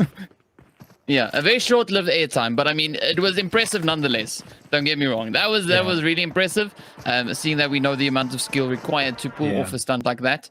So, a good way to make an entry into zone. Not the best way to go out, though. Well, I mean, if you're gonna go out, that's that's one of the best ways. Quite stylish. Yeah. If you're gonna go out, at least make sure you get the points for style. Yeah, that's worth at least 100 patchy points right there. Yes. Yeah. Yes. Still non-redeemable, but either way, people are raking in those points. But of course, the players here from Angry now slowly but surely trying to find their way on up, bossing through Pachinki, and right up ahead of them, we've got the Misfits also, taking up occupancy of Mr. Pachinki there. So I'm curious to see how far these teams are going to start pushing, because that blue zone is about to start closing in once again, and they are slowly but surely running out of time and running out of space. Yeah, which is my favorite thing about this game. It's that you can't really camp, which is great. You can a little bit, but then ultimately, if the zone decides your fate, it decides your fate, and that's that. you got to get your butt moving, which is great because then, as that zone gets smaller, all the teams get closer and they're forced to fight, which is great. And as you can see in that kill feed, fighting is exactly what is going on. Currently, Ben's getting caught in the blue zone at the moment. Thankfully for them, only 2 zones deep, which means it doesn't do that much damage, but still should garner at least a little bit of respect, especially if you're running into a team that is set on gatekeeping you just a little bit at the moment. You can see some teams fleeing through that blue zone, trying to get up into the zone up in the north, which is slowly getting smaller. The shots flying from Zeus's side, Dopey falling to the play zone, which, it happens. That's what happens when you disrespect the zone. Claps you. But of course, you can see a lot of players, when you look at the map, a lot of them trying to gain entry into zone. And of course, being one of those teams just popping off a quick few shots as they like to rotate on in blue, continuing forward, making. We were seeing on the screen as well there for a quick moment the players from Active Gaming and XT also just battling it out just on the eastern front there of Rotor. So yeah, quite a bit of tension now starting to rise as the players are getting closer and closer together, that zone forcing them in. So let's see whether or not XT will be able to get the jump in on what is left of the players there from Active Gaming in front of them. So they're coming up now with the beautiful 2-2 split. We got Ted Bundy and Kesh on the one side, and then of course we got Rosie and Gad on the other. Ooh, that's a nice shot though. Oh yeah, that's nice, really aesthetically pleasing. Yeah. That's like a wallpaper-esque right there. Yeah, I hope someone took a screenshot. Yeah, I could just go back in the stream and take a nice screen cap of that one. Yeah, well, but of course now we still have quite a few teams sitting in the south in the blue zone. So waiting to see what they're going to be doing. Misfits moving up towards Royal Demo X. Angry still holding up to Chinky, and then Kitten there from still trying to find the. You can see if it's starting to light up. Bumblebee doesn't find the little cliff here. See, will they be able to find those hits in towards Active? But of course, as you can see here, Royal Demo X moves in and jumps in on the Misfits, sending them right back into the lobby. Kesh coming up with a beautiful flank, just tapping away there at Bullet, sending a few bullets to Bullet. And Bumblebee now also taking damage. Oh, this might be pretty much the end here for the players from XT. Yep. It's Bullet bites the bullet. Yeah, it's tough times all around. On the screen, we've got Active Gaming, who are still outside the zone at the moment, which has gone north once again. It has been a long journey for the teams down in the south. They've had to walk all the way up to the top to try and get in zone. A couple of teams still stuck in there, as you mentioned, trying to get up into the zone as quickly as they can. They don't have much time left, as that blue zone is, of course, moving in as it does. Teams need to make their way up in and fight for that real estate, because that's what we want to see at the moment. We got 14 teams, 45 players remaining here on the map. Active Gaming still needing to make their way up in there. Subwelly as well. Angry RDX also need to move up there. The Kittens need to do the same.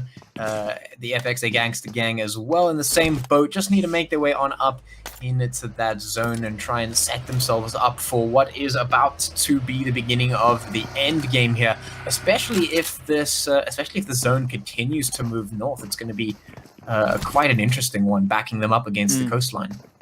Yeah, definitely agree with you on that one. And it's interesting to see the let's call it a hard shift of the zone, shifting all the way up in towards the northern portion and just continuing north. Taking a little bit away for the playable area there. A little section of the zone, of course, they're now being water, so the teams can't really access that. But we do have 14 teams, 42 players, so not a crazy demand for space just yet. There's still enough space for the teams to get in zone and stay there relatively comfortably. But I think if we move with this exact same number into the next zone, yeah, that is when things are going to get a little bit complicated. Yep.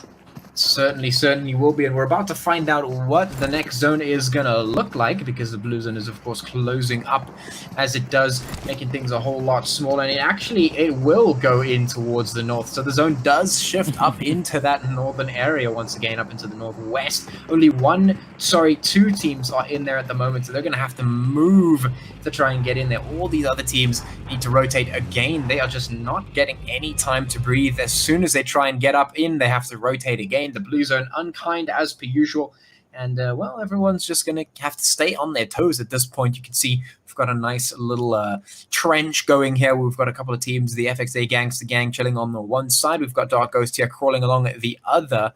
We'll see if they decide to take a fight here because, of course, they also need to make their way up into the zone. So FXA have decided to make the rotation. Ghost trying to get it up, and raining hell down on RDX at the moment. Ooh, a shot's coming through from Dark Ghost. Instant retaliation to take him down. So the fights are certainly breaking out at the moment. They will only continue as the rotations come through in towards that zone, and the zone getting smaller. Yeah, no, the team's really starting to get, just closing up that gap in between each other. And we saw that that move now coming in there where the players from FXA just got that little bit of a jump going there as well. So far it's proving to be relatively okay-ish. It's not crazy tough just yet. You know, it's heading up in towards that direction. The players here from Active Gaming, they are still in play, just putting the shots into the opponents as they try and rush in. Shroud, of course, now just getting knocked out in the process. The rest of the Sabaweli clan, now, you know, it's rather taking a little bit of a different approach. They rotated up in towards the northern part. The team here from ESP, Rapunzel now moving up, you know, having a little bit of visuals on some of the teams in the surrounding area. So yet again, nothing too crazy, but it seems the players are getting a little bit more frantic in their movements. You know, they're becoming aware of just how jam-packed it is getting in the zone. Yeah. You know, they know that they're running out of space. They know that there's a potential for, you know, enemies to be on either side of them. And, you know, you can see that level of awareness also now starting to rise in between these players. Yeah. And that is what we want, is to, you know, that awareness to come in. Yeah. You know, because when we started everything off, you know, the players were coming in a little bit of, you know, just disregarding some of the information they had available to them. But now you can see the team's really starting to make more of the available information, you know. Ooh, let's see, will Cafe be able to get that hit in? That would be a beautiful hit, but of course now the ESP also here running into the same problem. Yep, Cafe did manage to get the into Mew there, right there. Mew, of course, now Bread tapping way over towards Active Gaming. I'm really hoping that Active Gaming can continue the trend that we saw in the previous match. So far, they're looking pretty strong, looking pretty decent. Yeah. We're almost in the top 10. Yeah, certainly it has been quite a time there. Titan putting some shots in towards Zeus from the FXA Gangster Gang. We got the Black Clovers here on screen, backed up against the coastline, which does seem to be the preferred strategy when put into this particular situation, which are putting some shots in towards Yanni Kesh going down, as well as RDX trying to put some shots in. That blue zone closing up, about to get a whole lot smaller. We'll see where it goes. It decides not to go north again this time, but it will still stick somewhat towards the coastline. It goes down towards the southeast. So a couple of the teams are already in there. Yanni going down, which are putting some shots in to him. All of these teams, 11 teams still remaining. We're not even in our top 10, but we only have about 400 meters across zone. So there's not a lot of space to play with right now. These teams are certainly going to have to fight at the moment. Not all 11 of these teams are going to make it through into the next zone. Yeah, no, 100% agree with you on that. It's going to be, you know, a case of a step up or get out, you know, go to the lobby. Because, yeah, as you said, we're running out of space. You can see that zone is just 400 meters across. There is really no space for all these players to move into. But, of course, now I'm waiting to see what the players there from the Black Clovers are going to be doing. Are they going to wait until they have no other option before they start rolling up into zone, wait for a little bit of carnage to happen before making that decisive move? You know, that's all interesting to see. But of course, now, you know, the players there from Active Gaming going at it once again, putting more hits in across the board. So slowly but surely, they are getting into the flow of things. You know, they're really stepping up to the plate here today. Yeah, certainly are. Right now you can see IBZ putting some shots in across the way. Dagger actually going to be running over Oreo and Booksy, just coming straight in. Look at Black Clovers running in with their vehicles, getting some road kills over here. Oreo going down as well. The Thirst coming in there for the Black Clovers as they roll up into the zone right across from ESP, where there is a loaf of bread right here on your screen ready to put some shots in there. Doing some damage. We'll see how deadly a loaf of bread with ESP is. I'm sure that's a quite scary thing to deal with.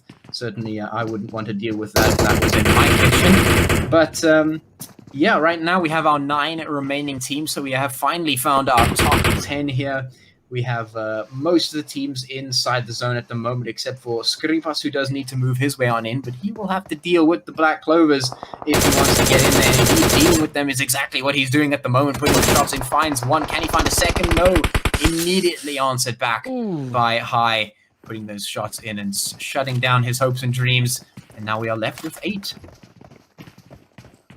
Yeah, you know, Skripas had a beautiful angle there on I believe it was a Titan, you know, just getting those hits straight in, but unfortunately there wasn't much cover to make use of. So, you know, as expected, when someone's fighting out in the open, you know, they do get hit. But you can see Shylock now there. Wow, Shylock actually just put hits over towards the players there from X-Space.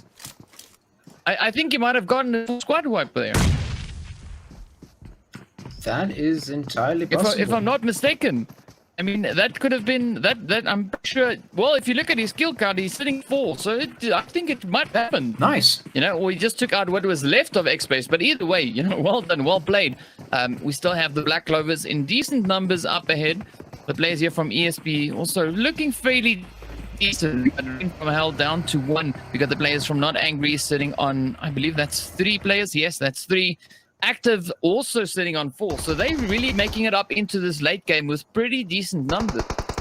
Yeah, they certainly are, but who's not making it up in decent numbers is Rain from Hell, who only has 1, Shylock being the only player remaining for that particular team, so a little bit of a struggle ahead for him, but the rest of the teams putting some shots in now, just flexing their numbers, trying it to get the advantage there. Cash putting a great gren in to knock Rapunzel over. ESP having a bit of a difficult time. They're trying to put some shots in. Shylock still doing the work. This one-man army right here, putting the hits in, gonna find it out. Down immediately, still staying alive. Active Gaming right ahead of him. Meme getting taken down by some shots coming out from Jaeger. Shylock still putting the hit in. This guy just unkillable except until now.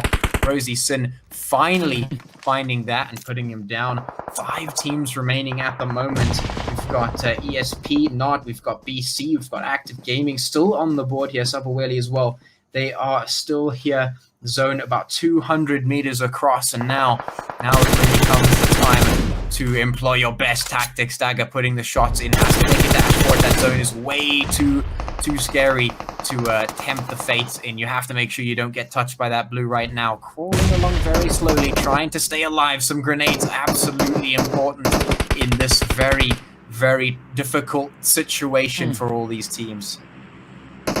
Yeah, ESP just getting they're just getting bombarded with hits and nades coming in from all directions, and of course, you know, we've got a quick few thirsts coming in as well. So now we've got the Active Gamers and the Black Clovers right alongside each other. You know, if you look at the map, there is so many injured players, or rather knocked players, across the board. So it might only take 1 or 2 taps, you know, to rake in a very decent kill count, you know, especially in this late stage. You can see the players here now from the Sabaweli clan just trying to send those nades across over into the players there from ESP. 5 teams, 13 players, several wounded ones in that count, of course. So, yeah, I think this is going to be a fairly tough one. Well, one of the challenges, of course, is finding the ideal position to place your utilities. As you can see, you know, Sino, of course, trying to send those mollies in, trying to send those nades in, not really finding the spot. But of course, you got Black Clover, Ted Bundy right here with ESP. ESP was also putting up quite a bit of a fight. We saw several knocks actually coming in towards them. You know, they weren't awarded that many kills per se, but yeah, they definitely did get, you know, quite a few knocks. They're only sitting on 5 kills, which is definitely not a bad count to come in. But yeah, let's see, will they be able to continue that and get any more hits in? Shots, of course, are flying up in towards Dagger. So High now is the last remaining player for the Black Clovers. Everyone now just getting down on their bellies, trying to get on up into that zone. And I think we're in for an interesting ride, moving up into what could potentially be the final zone. Yeah, I have to agree with you on that one. Black Clover's getting knocked, Ted Bundy getting knocked as well. Trying to hide behind this rock, but much. Too many players all across the board. Shots coming in from Angry, going to take down Rosie soon, which means Cash is the last player there who could potentially make something happen here on the side. Angry just behind this cover, putting the shots in, will find the thirst on Rosie, but Cash does answer back with a shot, but does get taken down as well with some choice shots coming in, some way putting them in as well. Cash did find one at least, but is just going to need another moment. We have Active Gaming, Not Gaming, Subwelly, and ESP. The shots coming in will take Sino down. So IBZ, the final player there, for them to try and make something happen. Gad here on your screen looking for something towards ESP. Will stand up and try and put the hits in. An explosion happens, but doesn't take anyone down on that side. We still have these 4 teams up, but how long can they last like this? Everyone just trying to stay as low as possible, trying to find their opponents through the grass. Very, very difficult here. Witcher slowly bleeding out. Nokia in a position to try and save him, but does he take the risk? You can see Gad there. We saw a beautiful spray coming in from Gad. Oh, and Gad just wraps it up. The players there from ESP now getting sent right back into the lobby. That, of course, thanks to the blue zone that is closing in. And we have the next shift coming in. Acid gets a quick hit in on Sino. So IBZ, the last remaining player for the Subaweli clan. We've got 2 players up ahead there for the Not Gaming team. And then, of course, Active also down to their final 2. So that amounts to 5 players. The team there from Not Gaming really, really close together. Nice huddled up. You know, Active, of course, now going up for a bit of a split. That's not what you want to be doing at this stage. Cash now just making him instantly regret that decision. So Acid now moving into position. But, you know, IBZ could, if he was in a slightly better position, you know, really cause quite a bit of damage there. Oh, Acid now steps up just to repay the favor. So now a lot of this is riding on Gad for Active Gaming. Yeah, it is, and Acid now putting the hits into Cash, which does mean that indeed it is, but the shots now coming through, immediately going to take Gad out, which leaves Subaweli and the Not Gaming, which is basically a 1v2. IBZ has to find the shot onto Jaeger to try and even things out and make this doable. Acid is also here on the side looking for a shot, will stand up and is just going to go for it. Full sending in. He knows the positioning of IBZ, trying to fade out a shot to get that final location, trying to get a spray through the smoke as well. Not going to find anything just yet. Now just has to crest over the hills, just clearing the spot. Acid coming in from the side, shooting in the tree. IBZ trying to make a peek, but just can't land the shot. Yeah, that was a beautiful play coming in there from Not Gaming. You know, the Subaweli clan kind of ran out of options, ran out of cover, and you know, it's great to see that aggression right there at the end, just pushing in, going in, getting the kills, and wrapping the game up. You know, well done. Of course, Not Gaming finishing off their play with 11 kills alongside that chicken dinner. The Subaweli clan coming in with 3 kills in 2nd place. Active with 10 kills in 3rd place. Then, of course, we had the team there from ESP with 5 kills in 4th. The Black Clovers managing to get, well, also a very impressive 8 kills to their name. So well done, well played. That, of course, in 5th place, we had Rain from Hell also with 8 kills. But in 6th place, then we got the team there from Yala in 7th. We had X-Space in 8th place. We had the team from Team Energy finishing up in 9th place. Then, of course, FXA in 10th place with 4. We had the Royal Demo X team in 11th with 5. The Subaweli Kittens in 12th place. We had the players there from Ultra 6 in 13th. We had Team Angry with 1 kill in 14th. XT in 15th place. We had the players from the Misfits in 16th place with 3 kills. And then, of course, the team there from God Gaming getting sent back to the lobby first. And Batchy, that name down there is Night Owl, just so you don't forget, with the 2 kills. So well done, well played. There we go. Yeah, that was a very, very interesting matchup. I mean, the players there from Active Gaming came really, really, really close to, you know, ending up right there in chicken position once again.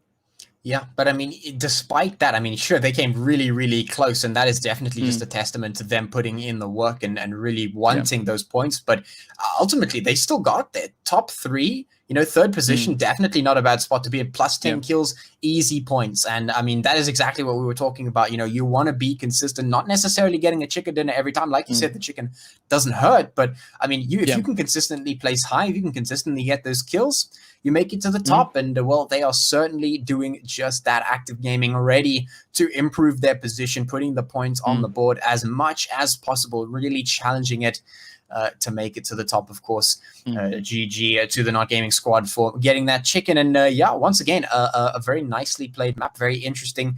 That hard shift up to the north, a little bit difficult for a lot of the players, make things just that much more difficult. But that's what we like to see. We like to see the teams and the players tested. We want to see their skills tested. Yeah. I mean, just looking at Active Gaming for that round particularly, they got that's 22 points. The 12 points from third place and the 10 points from third. I mean, even for Not Gaming, yes, they came in with a very impressive kill count as well, alongside the chicken dinner. So that performance just there awarded them 31 points. That is what some of the teams on the leaderboard, if you go a little bit further down, that is what they've been able to accumulate over, a 7-week span. Not that they're necessarily playing every week, but a lot can happen if you have a good, decent placing, along with, a decent amount of kills. So that's why kills are, so important, aside from just the placement, just from the placement point. So yeah, I think on that one, let's head into a quick break as we get ready for our third and final match for the evening.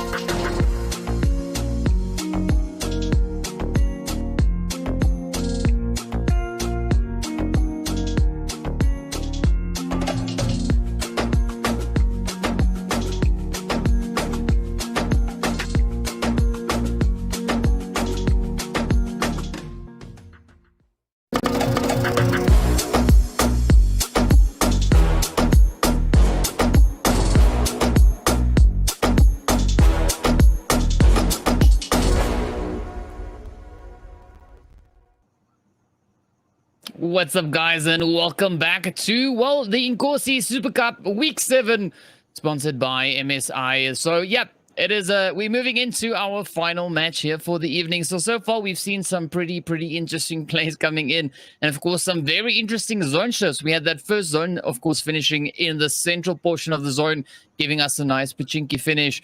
The second one, of course, ending up way up in the north. So hopefully, you know, by a rule of elimination, we should hopefully have this last one potentially moving down into the south. You know, that would just be fair, I think, Patchy. You know, a southern zone. Yeah, that's what I want. I want a little bit of that. We don't get enough of that. I mean, every time we complain about it, but you know, it's true. It's true. We don't get enough southern zones, and it's always fun to see, especially when it comes to decision making between you know, the mainland and the island. That's always something that I've always loved. I've always just enjoyed that because it really forces decision making out of the teams. Like, you have to decide where you want to be, and the likelihood of it staying on the island is low, which generally means we see the teams moving up to the mainland a lot of the time, sort of sticking to that side of the bridge, camping the bridge sometimes, keeping control. But we see the most success coming out of teams that know how to play those areas well. For instance, I think it's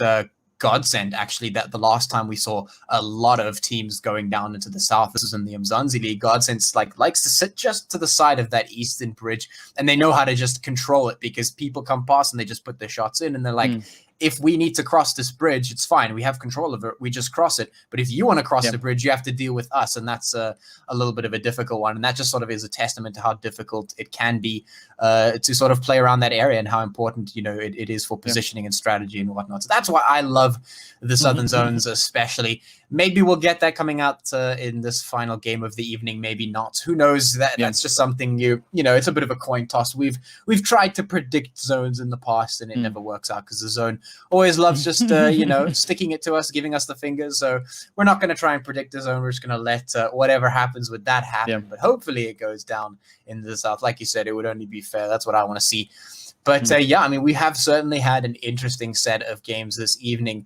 Everything from Ted Bundy jumping off of the third story buildings to, you know, some really nice fights coming up at the top of the map. And well, if we head down to the south, that would be great. Maybe some teams will earn themselves some patchy points. The Black Lovers have certainly been very consistent in getting the patchy points, so they get a big thumbs up from me.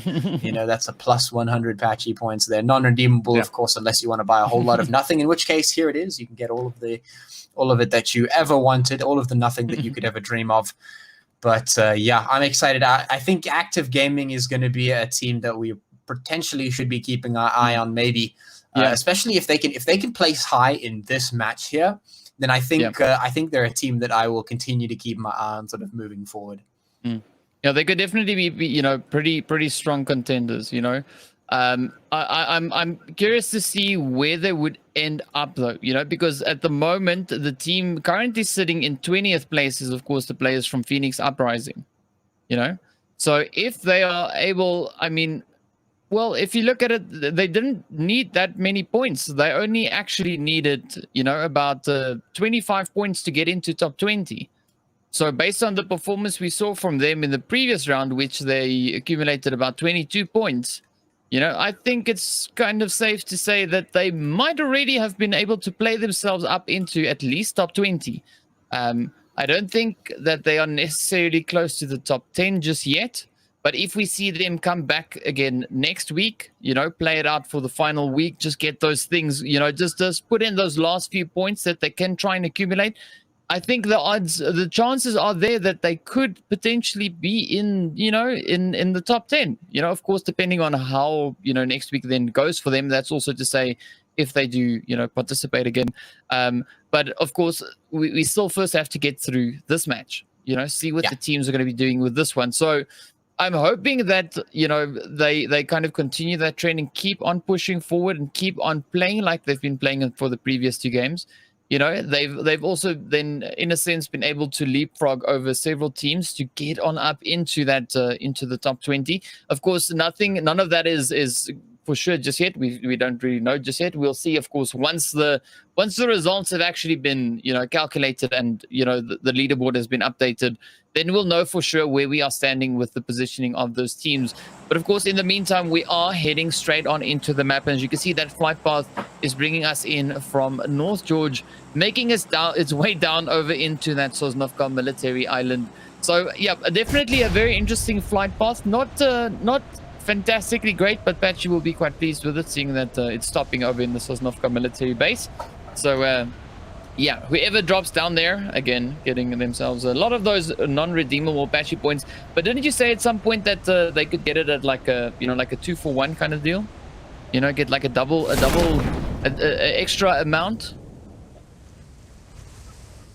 Well, I can't remember what that deal was, but I mean, if I said it, then yeah, sure, go for it. If you want some extra patchy points, just Sosnovka military base, you can get get yourself some of those points. We'll see if they do. The Black Clovers generally being the team that likes to drop in that spot.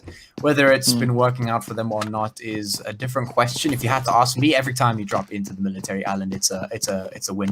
Even if you go out first, it's still a win in my heart. So, there's that. But yeah, it seems like we do have the Black Clovers heading back out there. RDX actually looking to potentially make a drop into there as well, but it's going to be a zone heading up into the north once again, this time being the northeast. So we're not going to get that southern zone, DK. No, not today. I'm a bit disappointed.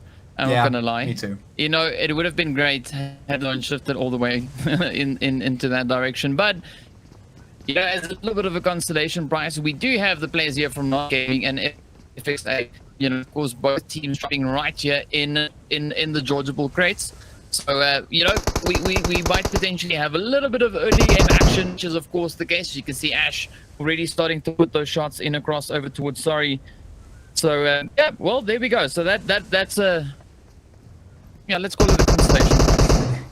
Yeah, I mean, it's not as cool as Southern Zones, but it is what it is. We'll see Ash jumping around, trying to get some shots in. Sorry, very low. Ash actually going to find the hit in towards Jaeger, so he gets down. Sorry, low on HP. The burst actually comes in very quickly. Sorry, going down as well. So that's 2 thirsts straight off the bat, and the rest of the Not Gaming squad is off on the other side of the Georgia Ball crate, so they can't even come and help. So Tiger just going to... just going to finish that thing off. And, well, that was some quick shots coming out there. Some early blood being drawn here towards the Georgia block rates. Hopefully, we see maybe a few more fights. Of course, a couple of rotates do have to come through. And we have a lot of teams right now that are sitting on the edge of the zone, the western edge of the zone, very, very occupied at the moment. So maybe we'll see a little bit of back and forth between those teams. Yeah, well, we also now got that the OP, after his name there, putting up a great few hits right there. And well, we also see the Sabaweli Kittens going toe to toe with the players here from God Gaming. We got Mr. Night Owl right there alongside Silent, and well, Boo Boo and Mew is off on the different side. Sorry, I just did that for Patchy. The Patchy knows who's there. It's going to take a while, Patchy. Yeah, you know what? I'm going to say that the L kind of looks like an E, but like in some weird unknown script. So I'm just going to argue that because of that, all right, it just changes the entire phrasing of the word, right? If that was an E at the end of there, it would be Nitowe or something like that, all right? So that is my defense. That is my defense. Well, you can change the name, or the way that you pronounce it. So let's go with whichever one. I'll just stick to Night Owl for now. But we actually see quite a few positions on the map where the teams are in fairly close proximity. One of them being right here in Pachinki, where you can see the players there still from God Gaming and the Sabaweli Kittens. We also have that potential spot over in the Georgia Bull crates. The players there from the Not Gaming team, of course, now they've decided to roll on up either rather into zone instead of trying to hang around and see whether or not it's going to be lobby for them or not. And aside from that, nothing else really just pulling my attention just yet. The teams are still busy with rotations, still getting the loot sorted. prepping for those rotations into the zone, which of course, as you mentioned, moved up all the way into that northeastern side. So yeah, I think once the teams get settled in once again, that's when we'll start seeing these engagements coming in from the different teams. Yeah, it's just a matter of time before those engagements come through. Of course, plenty of time. Well, currently plenty of time for the teams. They still they can move around. They've got space. They've got time. The blue zone does take a while to come in initially, so it does.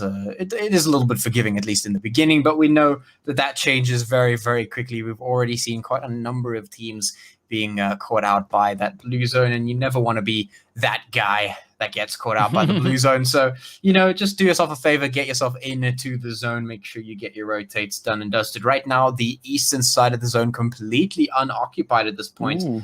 Everything down the middle line is just separated. So the west very much in contention. And of course, you can see Pablo putting some shots in of his own towards the kittens. He's going kitten hunting at the moment, and he has found a couple of shots in that direction. Shame on you, Pablo. Hunting kittens is yeah, that's just not right. Yeah. Well, it is what it is, I guess. So some way somehow someone needs to finish with that chicken dinner, be it at the cost of some other players. I had to think quite carefully what I was trying to get to there. But either way, we have our engagement that we've been waiting for. We saw a little bit of engagement, of course, before this, and the players here from God Gaming now actually getting hit as the kittens are, they getting a little bit of justice, a little bit of karma coming in there. But let's see, we got Naitaul now moving up as well, moving up as well, getting ready to try and take aim. I can't say that as effectively as you said, but either way, we got Kitten also keeping a watchful eye. Boo Boo just waiting way off in the distance there, not really trying to get too huddled up in this fight just yet. But we could see a few shots from Mew coming across over towards Night Owl. Yeah, well, I mean, this is what happens when you hunt kittens, all right? It's just absolutely not on. Karma comes at you real fast, all right? Justice is swift and is delivered with an iron fist, and the name of that iron fist was Meow. So, Pablo gets what he deserves for hunting those kittens, and potentially the rest of the God Squad, if they're not too careful, then maybe they might just get sent back to the lobby here. Who knows? At this stage, we're just having a look and seeing who is going to be the next team to be engaged at the moment. We've got ESP off in the distance away from the Angry Squad, so perhaps maybe we'll see a fight in that regard at the moment. Black Clovers are actually moving past the Active Gaming Squad. The Active Gaming Squad, of course, being top 3 in all of the games so far, I believe, taking that chicken in the first and then third place in the previous one. So they could potentially be a team that you don't really want to mess with this early on unless you go out a little bit too early. Of course, now we see the play zone actually doing a little bit of work as well. So you know what? I said don't be that guy, and this is what you get for being that guy. Yeah, but we're seeing also quite a bit of action now coming in from that southwestern portion of the zone as well, as the teams are fighting their way on in. But we also see the players from Energy now going at it there with the players, from Rain from Hell over in Yasnaya. So quite a few points where the teams are, definitely battling it out. Yanni again, just laying down the fire. And we've actually seen Yanni put in quite a few shots. His name is actually featured several times in the kill feed throughout today. Yeah, Yanni is going hunting as well. He's looking for those kills, and he's found a couple of those shots. We'll see if he can find any more. At this stage, there's only one team lagging behind in that blue zone. It is RDX down in the south. They're still sitting on that military island, and you know what? You're going to get plus 10 patchy points for that one just because of the dedication to the military island. You know what? I appreciate that. That's another plus 10. So, of course, they get that. And now teams moving into the zone. And actually, zone going to be closing up in towards the center point of that mainland. Well, at least the playable mainland at the moment. And so that's going to start looking nice and crowded, which is good. Perhaps we'll start seeing a whole lot more fights happening here. And speaking of fights, the God Squad and the Kittens still battling it out there, as you can see. And then, of course, ready to pull the trigger on some noobs, or sorry, I shouldn't say that, on some players here. Bumblebee putting some shots in there will be getting a quick thirst, but very low on HP, and will be hunted down. Here comes the rest of the party, and well, so is the case for Nemesis, who is also pulling the trigger on Meow. Yeah, well, we see, as you can see, that kill feed now starting to light up as we got the players from Yala and XT now exchanging a few shots. Bullet now just trying to find those hits, but the Bullets find Bullet, and Azar is now the last remaining player for XT. I don't know why Patchy called them noobs, but either way, whichever way, here they go. Oh, they're getting pushed. Azar now tries to just rotate out through that one. The blue zone, of course, still slowly but surely eating away at his health. And the players here from God Gaming still trying to get the jump in. Boo Boo getting hit with another Boo Boo right there. Up comes Kitten. Will Kitten be able to clutch it? Gets the hit in on Silent. Nemesis now moving up. Oh, no. Down go the Kittens. So, well, God Gaming being able to send the Kittens right back into the lobby, but also the players from, well, the Black Clovers also now starting to tap off a quick few shots. So, yeah, the engagements are definitely starting to come in, which is, you know, what we've been waiting for. So, yeah, the teams now being, you're getting split up once again ever so slightly. We see the team there also from the Misfits now making their rotation in, heading over towards Yasnaya, where we see the players from the Sabaweli clan alongside the team from Team Energy. And well, yeah, things are starting to heat up as this map is progressing forward. Yeah, let it be known for the record that when I say noob, it's because if you die, you're a noob, which makes me the biggest noob of them all. So yeah, I'll just put that out there, and then we'll continue swiftly along. As you can see, all the teams now getting themselves nice and comfy in that zone. All 15 of them that are still remaining here at the moment, getting themselves up in there. Still got quite a bit of space to work with. Maybe a couple of pot shots is all we'll be seeing from these teams for the moment, unless Sabaweli gets tangled up in Yasnaya here with the teams surrounding them. There's about 3 teams up in that particular region, so maybe we'll see some fighting there, and then we'll wait for that zone to close up and hopefully push the teams that much closer in towards one another and in towards their ultimate demise, which will lead into our eventual chicken dinner winners. Are we all, speaking of potential chicken winner dinners, we're seeing the players there from RDX now just making entry into zone. So they've finally decided to join us, you know, so welcome. It only took them about 12.5 minutes to make their way on up in towards zone. But, you know, better late than never. They are still in relative good health. You know, there's not much to complain about on that front. You know, as far as I can see, they still have all their players in one piece, everyone with full health. And yeah, now they are fit to continue in this next phase, as that zone, of course, will be closing in once again in about 30 seconds time. The play zone, of course, shifting over hard over towards that western side, as you can see on the map. So a few teams already finding themselves there, and we could potentially move into a school finish for this one. So that would be super interesting. I mean, that is almost up there with a Pachinki finish. Yeah, I mean, well, it's almost there. I mean, just one more southern shift to that zone, and we've got that exact scenario. But for now, it is just going to be off towards the west. Team's going to have to rotate, especially all that huge cluster of teams that are currently surrounding Yasnaya. They're going to have to move a little bit quickly to try and get in there, because of course from now on that zone, it becomes a whole lot less kind. We're already moving from zone 3 to 4, so you know, you definitely don't want to be caught out in there. It looks like Angry is actually just running into the blue zone. He's like, you know what, I'm gonna die anyway, may as well just go into the blue, you know, for fun. No, he's just gonna get that buggy. But yeah, don't want to get caught out in the blue zone at this stage. Definitely want to avoid that wherever possible. And yeah, most of the teams making their rotations in good time. But of course, there are still 15 teams and 52 players, which means that the space is going to start running out. And hopefully that means we will see a whole lot more fights start to happen in earnest. You know, a couple of shots here and there is great, but I want to see some fights, DK. This is our final map for the day. I want to see some shots flying. I want to see some blood. Let's go. Well, we have a little bit of blood right here as the players here from X-Space, of course, now, you know, just starting to apply the pressure over towards the team there from God Gaming. Petchy's favorite player and Nemesis now making their way around that hill, just trying to evade the damage for the time being. But, well, that doesn't really work. Nemesis getting hit by his Nemesis. And now Nitole, getting pushed by the players here from X-Space as they come in. Let's see, will Poison be able to get those shots in? Yes, down they go. So great to see, you know, the players here, of course, also now starting to, you know, turn up that pressure, start getting in those hits. And well, now they just need to get that X-Space ready and start pushing right on up into zone.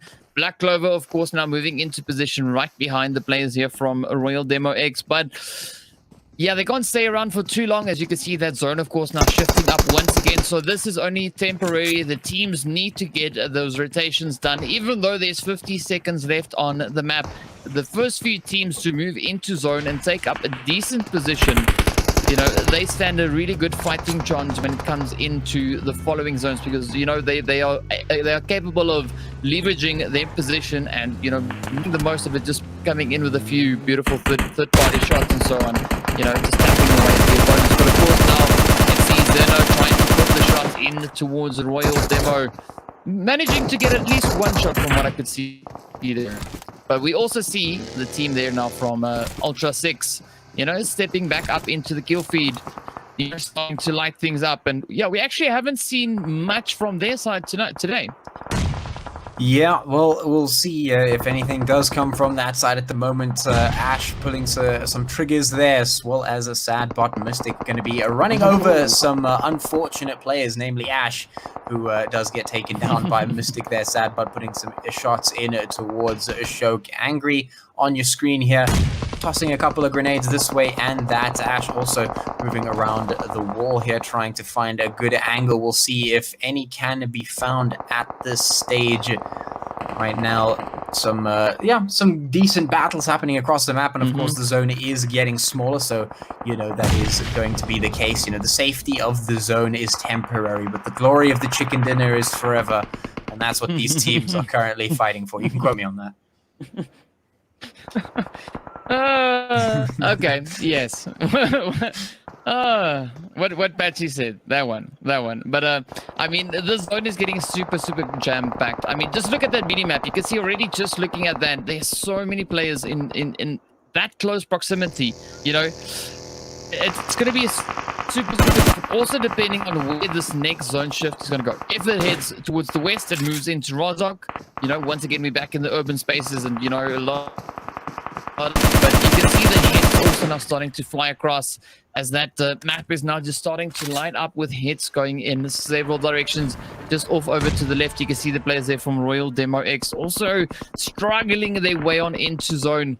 And, well, Active Gaming now just starting to pick off the hits. Oh, Angry also now contributing to that. And with that, they blow up the X-Base team. Well, the vehicle that two of the players were traveling in. B is still alive, holding up on that far eastern side. And Ash now getting pushed here by Benz. Just puts him through, well, and sends them right back into the lobby. We still have Flighty for the players here from the Misfits, but of course there's also another one remaining, that is Elevate, who's just a little bit further towards the east. So Flighty actually in a little bit of trouble. If he gets pushed and knocked, that's kind of it. But, you know, Poseidon was also just trying to risk it now. Neptune just off in the distance. Yeah, let's see whether or not Neptune will be able to get that rotation into zone. The players here from Rain from Hell also now just continuing their onslaught as the hits into Neptune, who was trying to make a quick hasty escape, but of course coming to the hits. And yeah, this is definitely a super tough wall to be running into, you know, especially looking at the eastern side of the zone. There's so many players in you know, in the surrounding area, that if you stay long, you know, or you focus on this particular team for too long, you might, you know, essentially be exposing yourself to any of the other teams. And then, you know, we see that happen now quite a bit as the third parties just start coming in. Yeah, it is definitely a tough one at the moment. We've got 11 teams remaining, 29 players. The zone has shifted down towards the south. We have Titan right here on the screen. Mina trying to put some shots in it towards Elevator on the corner, and Pyros just zooming in with that car, not going to be getting what he was looking for. Shylock, however, just running right across, trying to get some kills under the tires, and indeed he will. Titan remaining there just next to the rock. Shylock zooming off in the distance, going to be surviving for the time being, but also making his way into the zone, so that is a bonus for him, as he is the final player remaining there. He does manage to make his way in the zone from a difficult position. The rest of the teams have yet to do the same. We've got the active gamers moving in the north. We also have what is that? SpaceX, X-Space, whatever, that team is moving in as well. And yeah, most of the I just remember that there's an X and there's also space there somewhere. And yeah, most of the teams now stacked up towards the northern portion of the zone currently. Yeah, we see the team here from Energy. They've taken up a fairly decent position. You know, they have fairly decent numbers as well. You know, just trying to get those hits in towards Mystic. First one does the thing. Second one, unfortunately, only a smoke grenade. But yeah, it's definitely starting to heat up and tighten up, especially on the eastern and the northern portion. Split the north and east, northeast. You can see those shots, of course, now flying in. The southern portion, however, is a little bit more relaxed. You've got the players there from Ultra 6 and the team from ESP holding up, or, you know, taking up that southern portion. But up in the north here, we've got the Sub-Saharan clan, we've got Active Gaming, we've got Energy, we've got the players, of course, there from Yana just up ahead. And then also we've got our last remaining player for the Misfit squad, slowly but surely making his way into that zone, just trying to gain a little bit of entry there. But yeah, it's already a heavily occupied area, so it might be quite a bit of a challenge.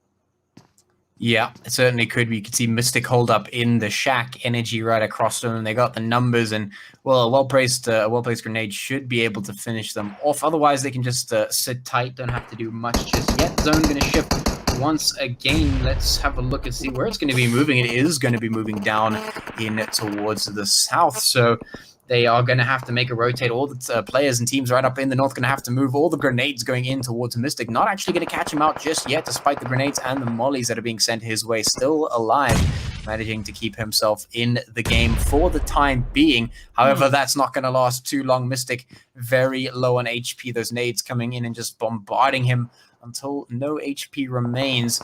Is going to heal himself back up, but how many meds you got, and how can you do if this team does decide to rush you? Because Energy could certainly do that right now. Just move out, take him out, and then move in as a rotation comes through. Actually, a return to Sender. Yeah, the Molotov going to go in towards Energy, but now they're just going to get into action, and Will Mystic going to come out, actually finds one, and makes his job just that much easier. Let's see if he can maintain his position. Let's see if he can survive. He has to get 3 more kills here, at least 2 more knocks, and then a kill.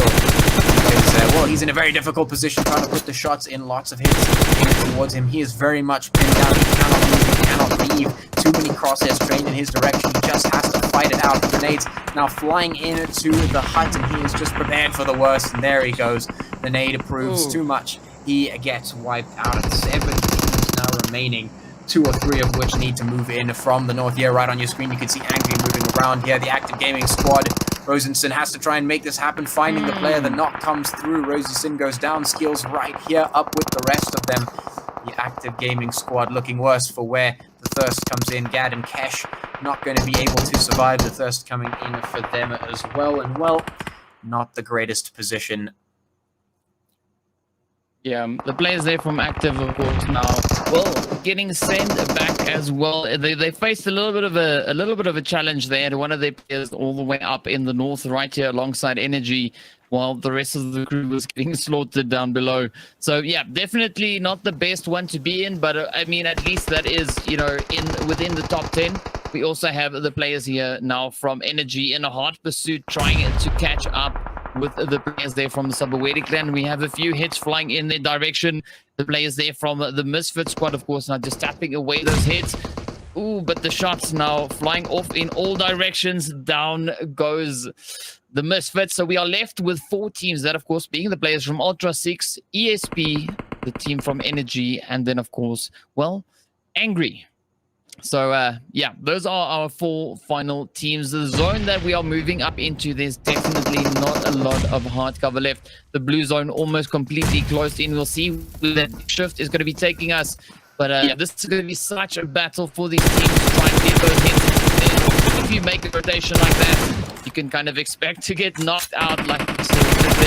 Rick actually just stealing that one away from Dark Ghost, but Dark Ghost goes in for the finish.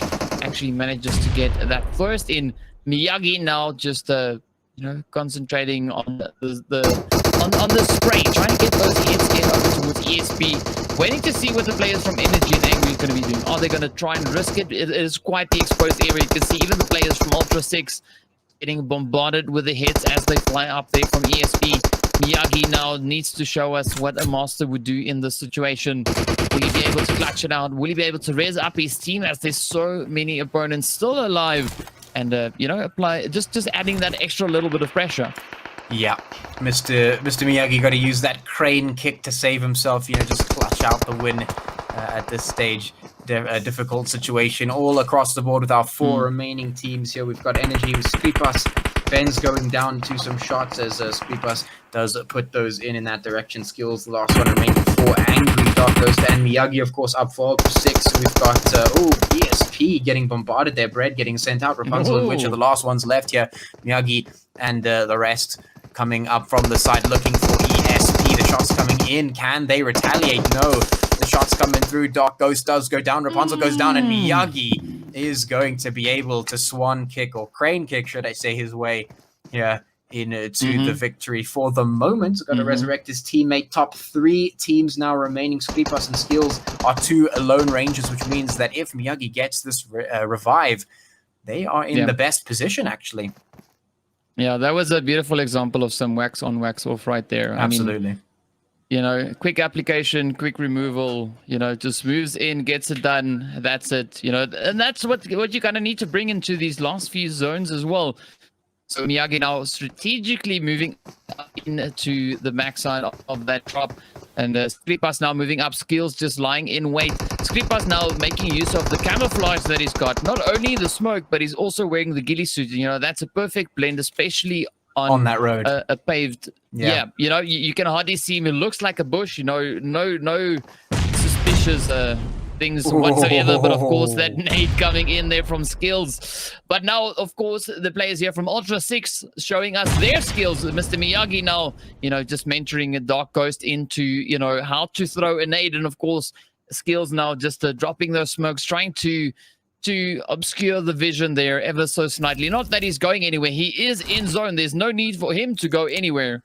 But of course, we wait to see what the players here from Ultra 6 will be doing. Are they going to try and rush in? Well, they kind of don't have a choice. But of course, the way that they approach it will give us that idea. Skills now, gets taken out. Miyagi just schools him and sends him right back into play. So finally, we see the players from Ultra 6 who were, before today, was leading the leaderboard. They were sitting right up there in pole position, showing us why they've managed to make it all the way up to there, coming in with a beautiful chicken dinner and 11 kills. Of course, the team there from Angry coming in, as you can see there, with 9 kills in second place. The team from Energy, of course, managing to get 6 kills in third place. ESP with 5 kills in fourth. We had the players also then from the Misfits with 2 kills in fifth place. We had Sabaweli Clan in sixth place with 2 as well. Active Gaming with 2 in seventh. We had the Yala team over in 8th place with 7 kills. We had Rain from Hell finishing off with 3 kills in 9th place. We got the Black Clovers finishing their play there with 3 kills in 10th place. RDX in 11th. We got X-Space finishing over in 12th place with 3 kills. Then, of course, the players there from FXA with 3 in 13th. Not Gaming in 14th. We had God Gaming finishing with, as you can see, 4 kills in 15th place. The Sabaweli Kittens with 1 in 16th. And then, of course, XT getting sent back into the lobby, absolutely buzzing with their 1 kill.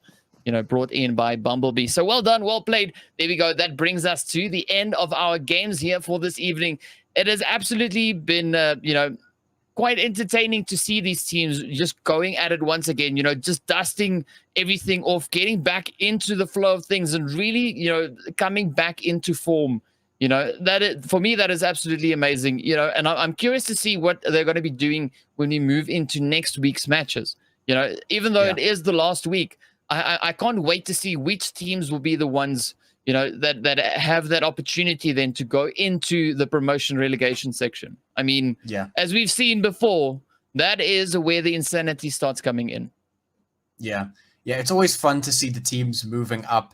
You know, they bring a little bit of that unknown element, and they I won't say they make mistakes, but they don't actually know 100%. They're not used to the landscape, and then when they drop into like a fresh new landscape with new teams that they don't understand, it becomes a little bit of a crazy environment for a week or two. So that's always fun to witness. It's generally a good time, and it's always good to see how they perform as well, because we have had some serious shining star teams, if I could say it that way, coming out of Inkosi and really proving themselves on the battleground. So yeah, I mean, it would be really great to see which of these teams is going to be moving up. Of course, Ultra 6 picking up the chicken here should mean that they are going to maintain a pretty high position on that leaderboard.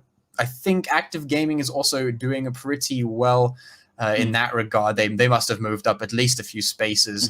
But the Black Clovers, actually, I'm interested to see how they have fared on this one, because they were relatively high up, but you know, they didn't really get any chickens, but they do consistently put the kills in, so they may still also be hovering up in that section. So yeah, a great way to continue off on the season, and yeah, I'm looking forward to the culmination. Yeah. And of course, I think, you know, on that note, then that brings us to, you know, the end of our games here for this evening. A big shout out to everyone for watching. Hope you guys enjoyed it. Also, a big thank you going out to MSI for sponsoring Inkosi and Umzansi. And of course, thank you to all the players for participating, making this quite an entertaining evening. And we look forward to seeing you guys back again on Friday when we continue with the Umzansi League. So be sure not to miss out on that. But from our side, it is a good evening. Have a good night.